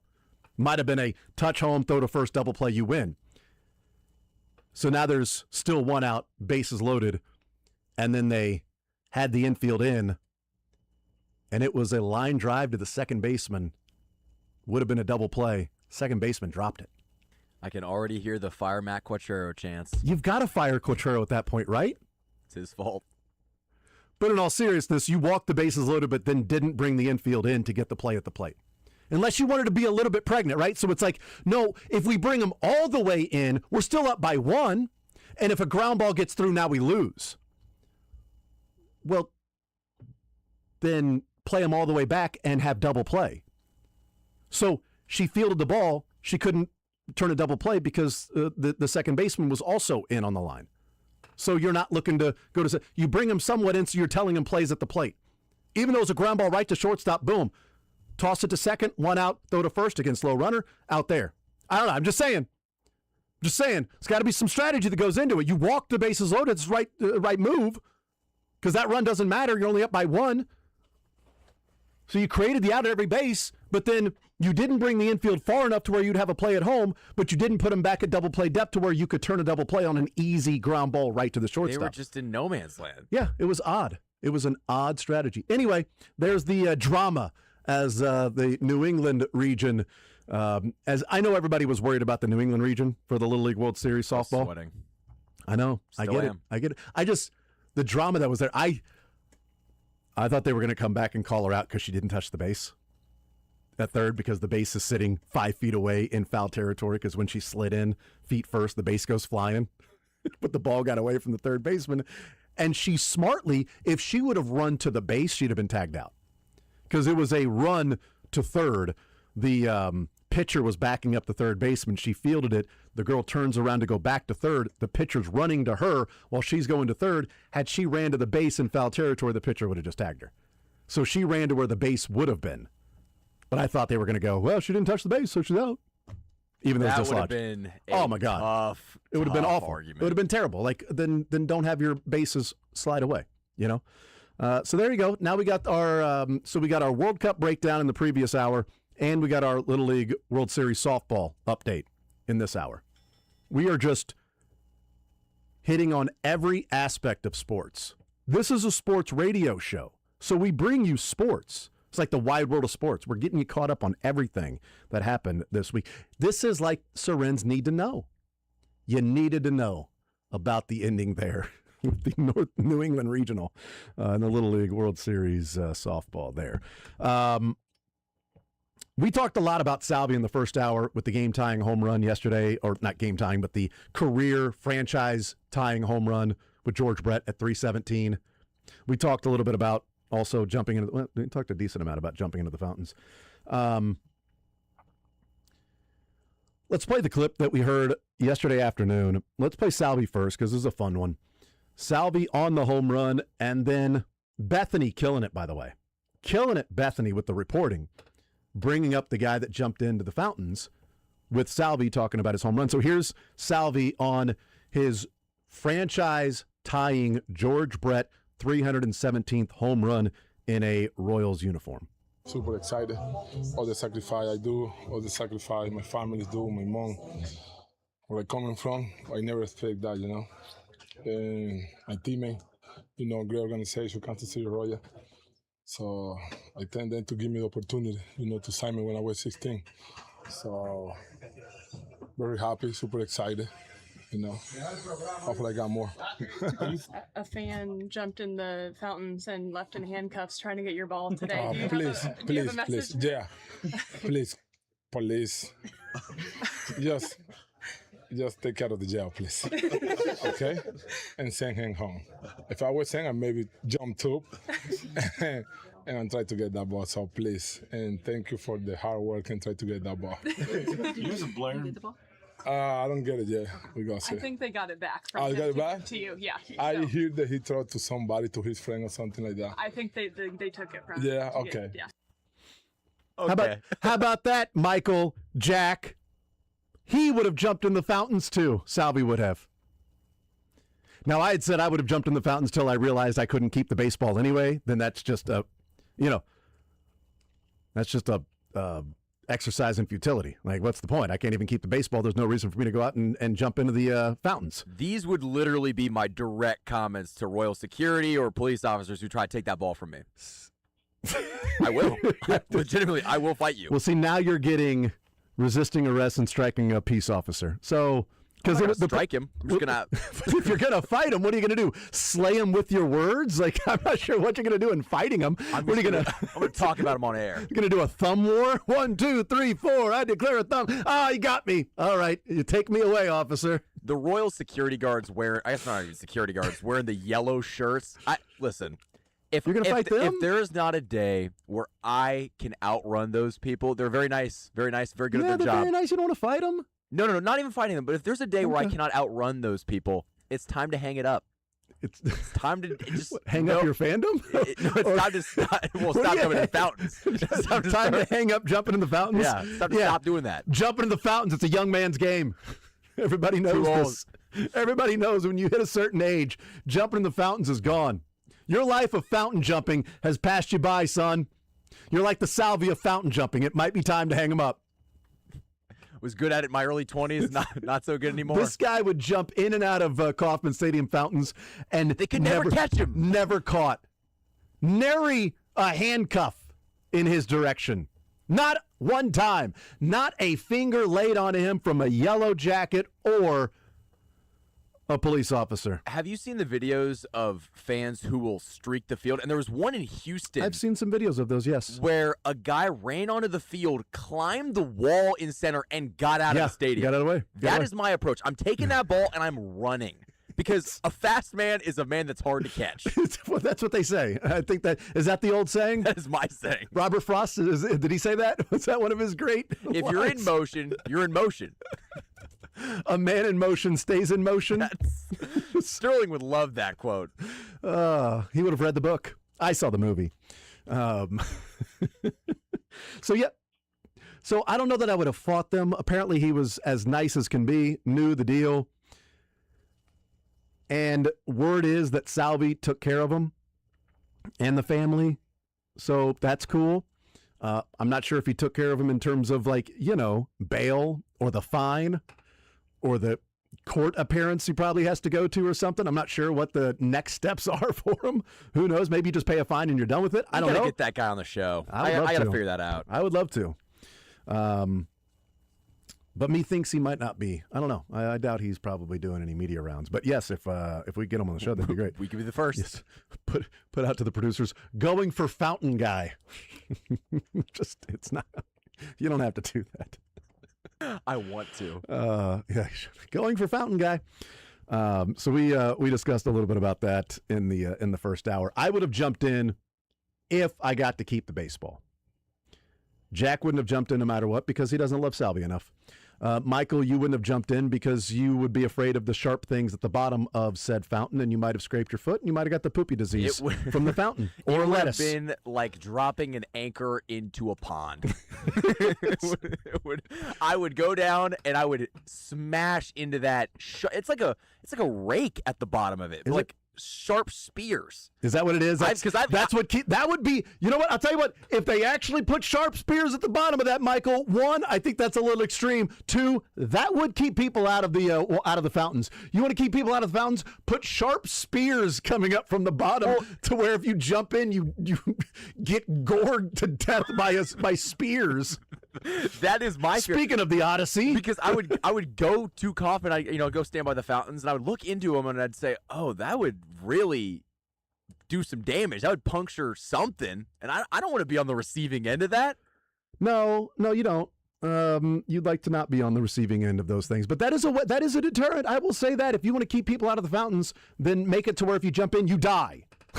But if is it electrified water? I don't think that would be the right approach. If it was something like the pool, though, in Arizona, like let's just say that Salvi hits 318 in the pool. It's a terrible analogy because they're not playing in. But if they did, I would jump in the pool. Well, yeah, but you already have tickets for the pool, so you'd be jumping in. No, I would. Right, but I mean, I'd hop a fence. But what I'm saying is people already have tickets for the pool, so you wouldn't be able to get it. It would have been grabbed by somebody already in that pool. What is the equivalent where you're not going to get thrown in jail? I think that also needs to be put into because the ball is going to be worth a couple $1,000s. So I don't think they would throw people in jail that ran up on the grass on the hill before they put the seats out there when it was just the fountains. I think you could run underneath the bar. You could probably get that home run ball and then run back without being arrested. I don't know for a fact. Because when I was growing up as a youngster and going out there to right field, left field, GA, standing in line as long as you did, in that beaming hot sun if you're in right field, the sun setting and you're getting sunburned if you're not wearing SPF 1000 in right field. Before there were seats there around the fountains, it was just that grass hill. People have run out there to get the ball, but I don't know. I didn't tune into sports radio the next day to find out what the result was, if they got arrested or not. I don't know if that was the case. I don't know. So maybe that would be the comparison. Is the cost of bail, court fees, I don't know, a lawyer worth doing it? I think record-breaking home run, 318, a little different. So you're trying to get tickets to Detroit? Give me 318. So if you have to pay, let's say it comes up to like $2,000. If it's a fine, getting bailed out of jail, court costs, whatever that is, lawyer fees, whatever, maybe it comes to $2,000. Would you be better off than paying that money to fly to Detroit and get seats somewhere in the outfield, and every single Salvi at bat, you're on your toes, ready to run anywhere? Like the home run guy or the foul ball guy Zach that Campbell. does that. Yeah. Is that his name? Yeah. Do that. And you know what? It's one where you maybe you fight, maybe you struggle with the little kid. Maybe if it bounces to the little kid, maybe you got to, box him out a little bit. I understand it's a baseball for you. It's a mortgage for me. That's the difference. It's a cool story for you. I love Salvi. You don't even know him, okay? I was born. I was going to do Denny Matthews as Bane. I was born in the darkness. You merely adopted it. I was born a Salvi fan. You merely adopted it. I don't know if I could do it. That for would TK. be incredibly painful for you. I would love to know the amount of fans that have jumped in those fountains over the years. Are we double digits? Yeah, I think we're double digits, yeah. I mean, I know of at least 2 already, but there've been others throughout the years. I'm telling you, you're right. Put the spears in there.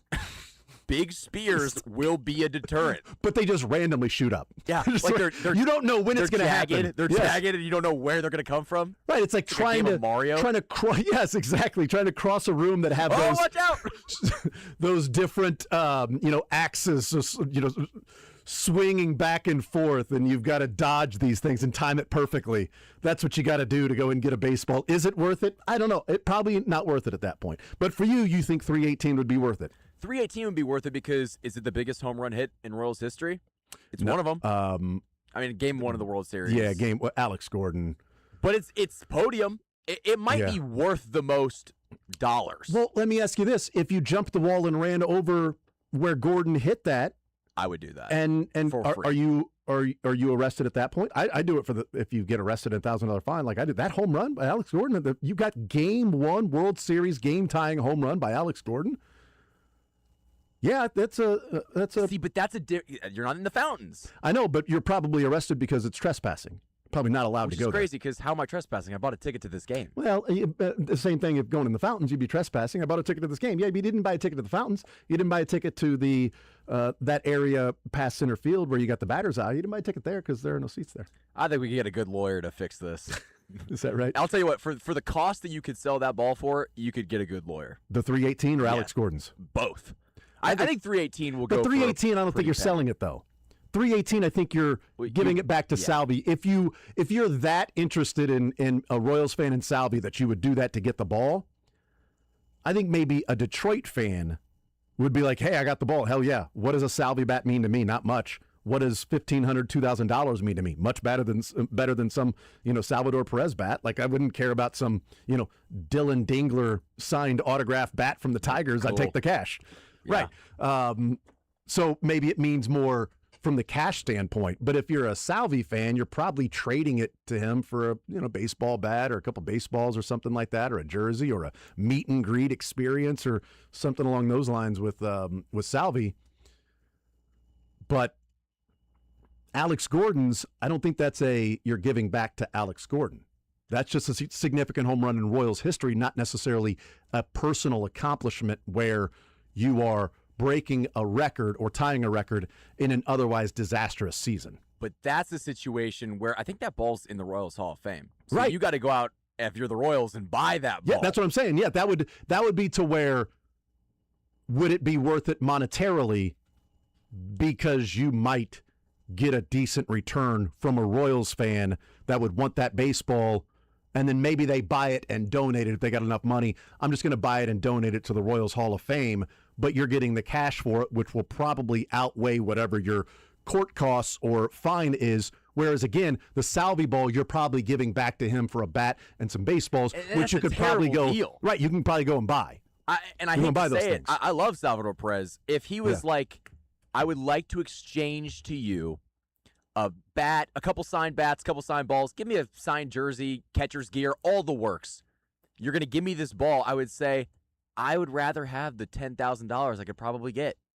Yeah. Realistically, I love Salvi, but if the money, because the money on this if would it was be $10,000, yes. how much do you think this ball's going to go for? $200 and a handshake? Salvi's record-breaking home. 318?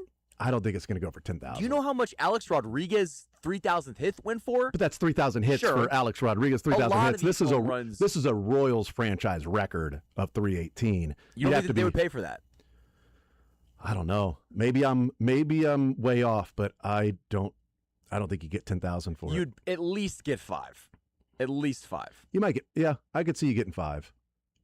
But even then, the I significance would think of being the Alex Gordon. 318 I think you get more for the Alex Gordon game 1 home run than Salvi's 318th home run.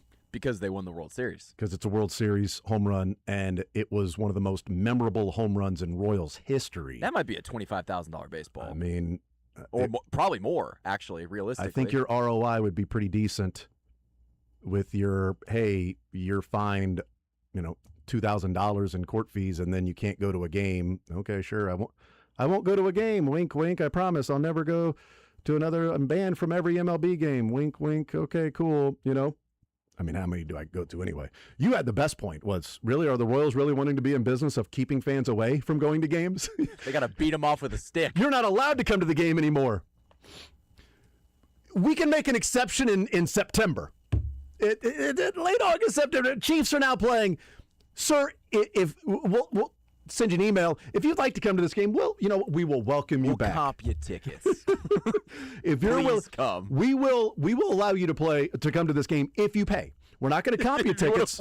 If you want to pay money to come here, we will open up the gates for this homestand for you. That's it. You get a homestand reprieve this go around because we could use the money.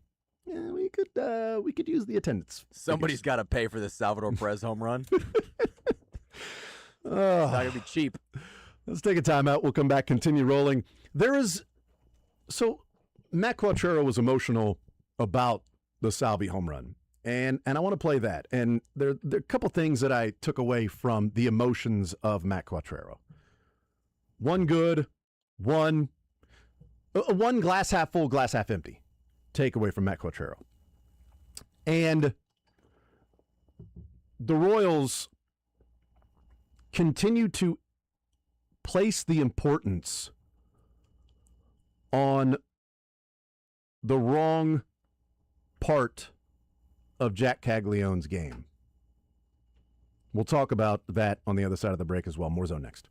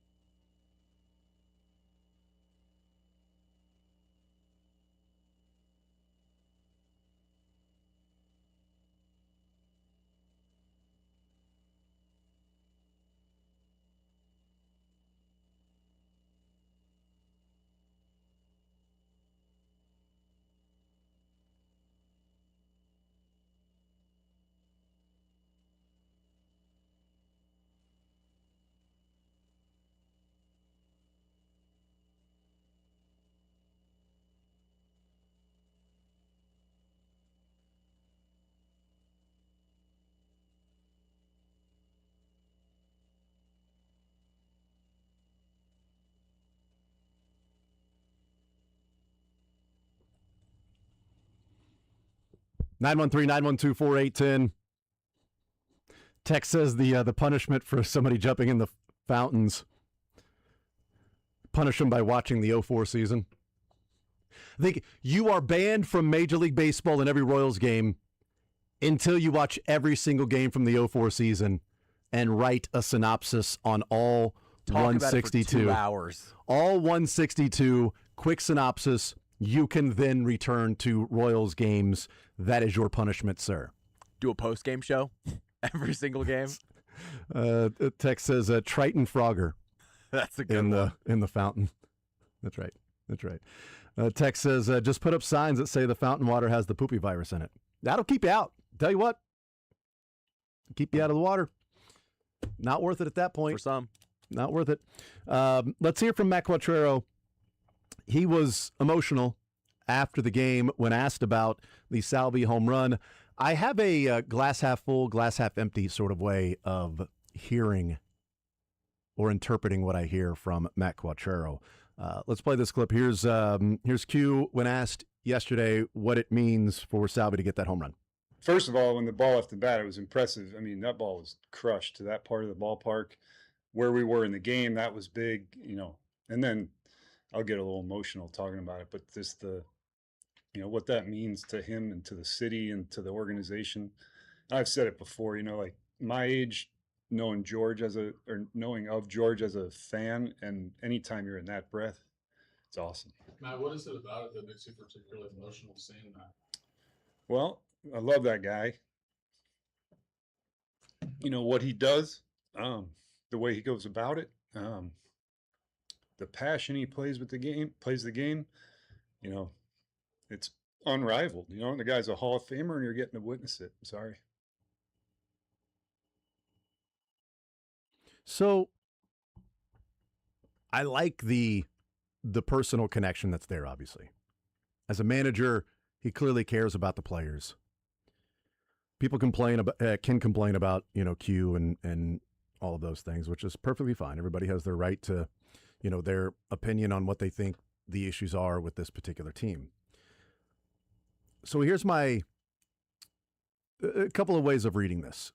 One, the emotional part of the game and understanding what Salvi means to baseball as Matt Quattrero loves baseball, I get it. I think there's something special about that. Romantic about baseball, right? A lovely moment that took place with a manager talking about a player that's meant a lot to baseball and baseball here in Kansas City. Could also mean that, he feels like it might be close to Salvador Perez hanging him up. That maybe it could be the end of this year. That maybe he's looking at it and saying, I love that guy and this is the last year we're going to have Salvi. Could be that. Here's my glass half empty way of looking at it. We know the bat for Salvi has been an issue this year for the Royals. And you get to the point to where, you acknowledge reality of the man who is beloved like Salvi, OPSing 621. I mean, he's going to run into 20 this year, but he's getting on base at, less than 260. Slugging 363, so even if he runs into 20, he's doing that with a lot of empty at-bats along the way and a lot of issues there. That is Salvi in a position to be put as the actual backup catcher next year. That you go into the season and you say, Salvi, you are not our primary catcher this year. You're not going to be the number one. Starting 3 out of 5 days, sometimes 4 out of 5, will be Carter. And Carter has caught more games than Salvi this year. Yeah, he has, because Salvi's had a couple of stints to where he's been injured. Salvi has caught 38 games this year. Carter's at 50-something. So Carter's caught more games. But that is not the spread of a number one and a pure backup, where you would see the backup has less of a bat, probably more of a defensive guy. Is Salvi ready to take on that role? And the glass half empty part is, if he returns next year, he has to take on that role. It can't be close to an even split at catcher with Carter and Salvi. It's just you're taking something away from the offense if you are sitting Carter Jensen. And he's not if he's not playing. I mean, he's OPSing at 120 points higher than Salvi. And Salvi has 26 more plate appearances than Carter does this year. OPSing at 140 points lower. The glass half empty part is that emotional connection that Q has to Salvi is why Q will not say, Salvi, I can't put you in the lineup anymore. That he just means so much. I mean, what he's meant to this town, what he's meant to baseball, he goes about it the right way. He loves the game. He loves playing. Therefore, I won't tell him he's not in the lineup. Therefore, he's in the lineup every day. Because he loves the game the way that he does, I'm sorry, I'm playing him. I hope that is just, grasping at straws, but I can't help what I thought when I heard it, that there's a great emotional connection of two people that clearly love the game. Matt Quatrero has been around his whole life. He's managing now. You clearly love the game if you're going to go through all of the things that Quatrero did along the way, coaching and assistant coaching and minors and then bench coach and then on to be a manager, if you didn't love being around the game. Salvi loves being around the game. He's done playing in the regular season. He goes and plays in the offseason. He just wants to play. So there's that connection there. I get it. So that is awesome. That's great. But the flip side is, does that connection supersede what is best for the everyday lineup? And that's when it becomes a problem. That's when it becomes an issue that has tangible impact on the team, where we saw at the end Dayton Moore's personal connections and personal feelings of they're like family kept him from being more transactional and keeping the team relevant by moving on from some family members, figuratively, because the emotional attachment was too much for you to ever say, well, I traded that guy away. You would rather say we tried to sign him and he walked away than I traded him away and he was family. We saw at the end it got a little bit too much of that part of the game. It got them to where they were. They win a World Series. That can never be taken away. The flags fly forever. That'll be out there. 2014 pennant, 2015 pennant, World Series championship. Those are out there forever. But at the end, you saw that the emotional attachment superseded what was best for the organization at times. And I just hope that's not the case with Q and Salvi, because next year you cannot. It's one thing to go into this season with Salvi and Carter and say, well, we don't know if Carter's ready to be the everyday catcher. So I get it. You go in with Salvi. Carter maybe catches 60 games. Salvi sitting at like 100. And there's a slow transition. Salvi's got, 2 years left on his contract, 2026, and then 2027, it'll be roughly 50-50, a little bit less than Carter, but then Carter in 2028, when Salvi hangs him up, is your guy, and there's been a 2-year sort of slow progression of being the guy. I can see that coming into this year when Salvi came off a 30 home run, 100 RBI season, and OPS at 730 as a 35-year-old, and played in 155 games, and got better the second half of the season when the team got back to above 500 and 82 and 80 and starting to fight back a little bit. Salvi was swinging the bat pretty well. I can see that coming into this year. There's nothing we've seen this year that says that should be the approach this offseason. This offseason approach is your catcher is Carter Jensen, and if number 13's on the team, he is the actual legitimate backup. Not the backup catcher that when he's not catching, he's at first base or DHing. He's your backup catcher because your right fielder should be your first baseman.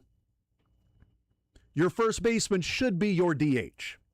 And if Salvi and Carter have to be in the lineup, because Carter has to be in the lineup. But if we say Salvi has to be in the lineup, well, then how do you have Salvi, Carter, Jack, and Vinny in the lineup if Jack's playing first base? You can't. And I've never been on the Royals need to fire Matt Quatraro train. I think that would be a little too harsh. But I do think it's a very fair thing to say that if the Royals go into 2027 and Salvador Perez does not have a different role if he continues to choose to play, if he doesn't retire at the end of this year. That is a legitimate fireable But is that Q or is that JJ? Is it a combination? And if I'm John Sherman, I want to know. Somebody's got an answer for it. Well, yeah, because, you need to be winning games. And there are times when Salvi can get hot and the home runs can come in bunches. And if it does, I have no problem playing him for a number of games in a row. Okay, let's put him at DH then. Let's figure out how to get Salvi in the lineup more often, like they did last year with Freddie Fermin before they traded him. Fermin's bat got hot, so, okay, Salvi can DH and play first base. You can let Vinny DH from time to time, give him some time off, but Fermin's bat needs to be in there because he's swinging a hot bat. To the point that, wow, you got to trade him for a couple of guys that one's Tommy John and the other's Tommy John, probably. But the process was right. I think the process was good. Absolutely right. Yes, 100%. If that happens next year with Salvi, okay, hey, Salvi's in the lineup again today. Great. I mean, he's hit 3 home runs in his last 5 games. Until you see that, okay, the ball isn't popping off the bat again, then he goes back to being, your backup catcher. I can understand putting him in there for DH. But again, you get into the situation where you back yourself into a corner because how the roster is constructed. You've got a first baseman playing right field. You've got a DH playing first base. And you've got a backup catcher that's catching and also playing first base and DHing. And you've got a main catcher that isn't catching nearly enough. Because every inning that Carter doesn't catch the rest of the way, and I'm not saying he has to play every game and you wear him down, right? And, you take a year off his career because you caught him 140 games in a season where you lost 95. But you are taking away his ability of handling the pitching staff, getting more and more comfortable behind the plate, becoming a better receiver, becoming a better overall catcher, because he's the catcher of the future. It's Carter. And if you think it's Blake, then move Carter right now. Then you're wasting time. If you think Blake Mitchell is the catcher of the future and Carter is just holding down Tell the him that. Yeah, right? If you think Blake Mitchell's the catcher of the future and he's not going to be a trade piece because Carter is your catcher of the future, then stop wasting time with Carter behind the plate and move him to where you're going to put him anyway when Blake Mitchell gets up here. Because you ain't winning right now. And next year is going to be pretty tough to go and win if you've got Lugo making $20 million and on the team not pitching well, and Michael Wacha another year older at $14 million, Salvi making the money that he's making and not playing particularly well. What the bullpen may look like, the pitch at Bubic is a free agent. Cole Reagan's going to be out most of next year. Like, it doesn't look like you're ready to compete next year. And if Blake Mitchell ain't up until 2028 or 2020, if Blake Mitchell isn't ready to be up with the big leagues in 2028, then you need to trade him right now. Now's the time to move him. Futures game, hitting tons of home runs. Now's the time to move him. Striking out a lot, but yeah, he's hitting a lot of home runs. Well, yeah, he's right. He's a 3 true outcome guy. He's going to walk a lot, he strikes out a lot, and he hits a lot of bombs. Okay. So maybe he can be, early on Shea Bangaliers. Maybe he can be that guy. But if you think Blake is that guy, then you need to move Carter right now to a different position. I don't think you should. I think Carter's your catcher of the future, which means play him. And you don't have to have Salvi catching as much. You can have Carter catching more. Problem is, they have to get Salvi's bat in the lineup. I'm not saying that's my opinion. I'm saying that's how they view it. We have to have Salvi in the lineup every day for some reason. That is how they view it. And what you run into when I say you got your right fielder or your first baseman playing right field, and you've got your first base or your DH playing first base, the Royals are putting too much importance on the wrong thing with Jack Caglione. I haven't seen if there's a lineup yet. Before we started the segment, I looked to see if a lineup was out with the Royals for today, and still no lineup for the Royals yet. So I don't know if Cags is in there or not. I don't know. Is Troy Melton a left-hander? Doesn't matter. Doesn't matter. The right-left splits, I don't care, but those are of yesterday. So don't care. So no lineup yet for the Royals. But the importance is being put on the wrong thing. I like Scott Sharp. Comes on a new day every Wednesday. Offers information, right? Actually will say some things. It's really good conversation. I like him. He was asked by Todd with Jack Caglione diving and hurting his right shoulder, because that's how you dislocate a shoulder right there, is diving like that, and you're landing on your arm's extended, and it goes up the way that it did when he hits the ground, and it's like, oh, it looks like, nope, he's hurt his shoulder. Did that thing subluxate? Did it dislocate? Did he pull a muscle? Things you wouldn't be doing at first base. And Scott Sharp said, and this was something that we pointed out when we talked about what's the future of Jack Caglione. And when I said, I worry about a guy who's 250, 260 running around in the outfield. He's a good athlete, but he's running around in the outfield, putting more wear and tear on the body. You hate to lose the arm. He's got a rocket in right field, and that becomes a deterrent for other teams to run on him. You hate to put that arm at first base. And Scott Sharp said that. He's like, man, that arm is, you just don't want to lose that arm at first base. But my reaction in that conversation we had then, and to Scott Sharp's comments yesterday, is Jack Caglione was not drafted because he had an awesome outfield arm. Jack Caglione is not on this team to have a great outfield arm. What's the most important part of Jack Caglione on the Royals? Putting the ball in the fountain where I go jump and get it. Yes. Walking up to the plate with a bat in his hands. That's the value of Jack Caglione. And if that's the value, it doesn't matter where he plays. You are emphasizing we can't lose his arm in right field by putting him at first base, but you're risking losing his bat so he can use the arm instead of having him at first. Yes, you can be injured at first base. Of course, we've seen Vinny. Vinny got injured with that freak thing with his thumb. The other two injuries have been swinging the bat. The labrum swinging the bat and the hamate swinging the bat.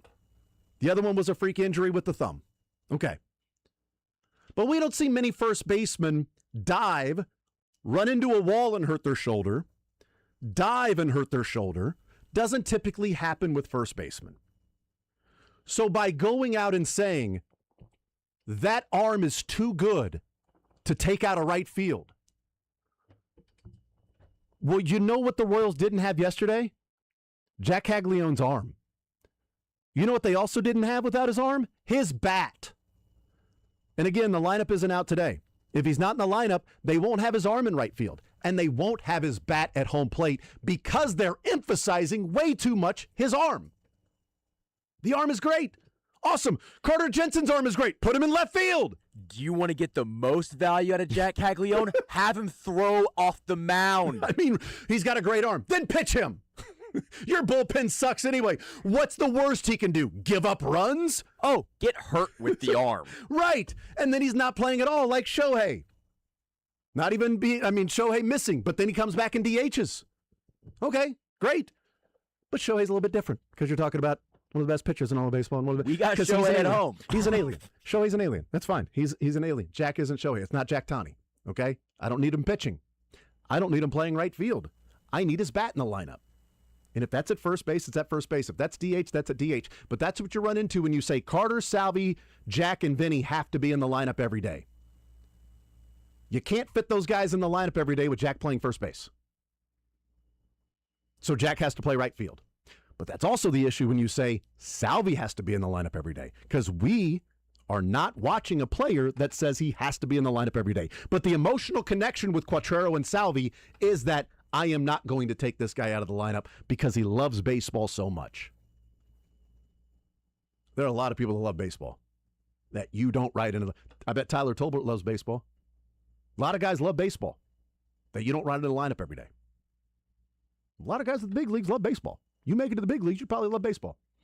Maybe not to the level that Salvi does. Salvi's obsessed with baseball. It's his life. I get it.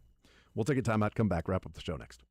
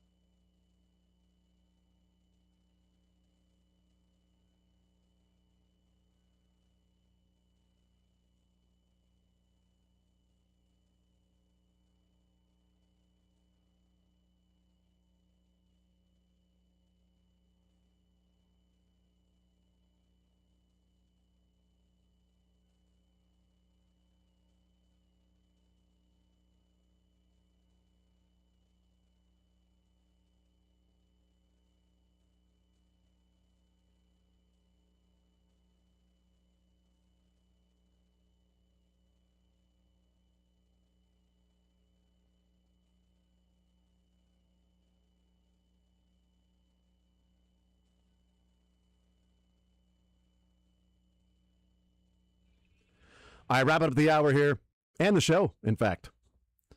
Tex says, do you guys think part of Q's emotion is knowing that Q is not coming back next year? I don't think so. I think he's back next year. They gave him an extension. I think he's definitely back.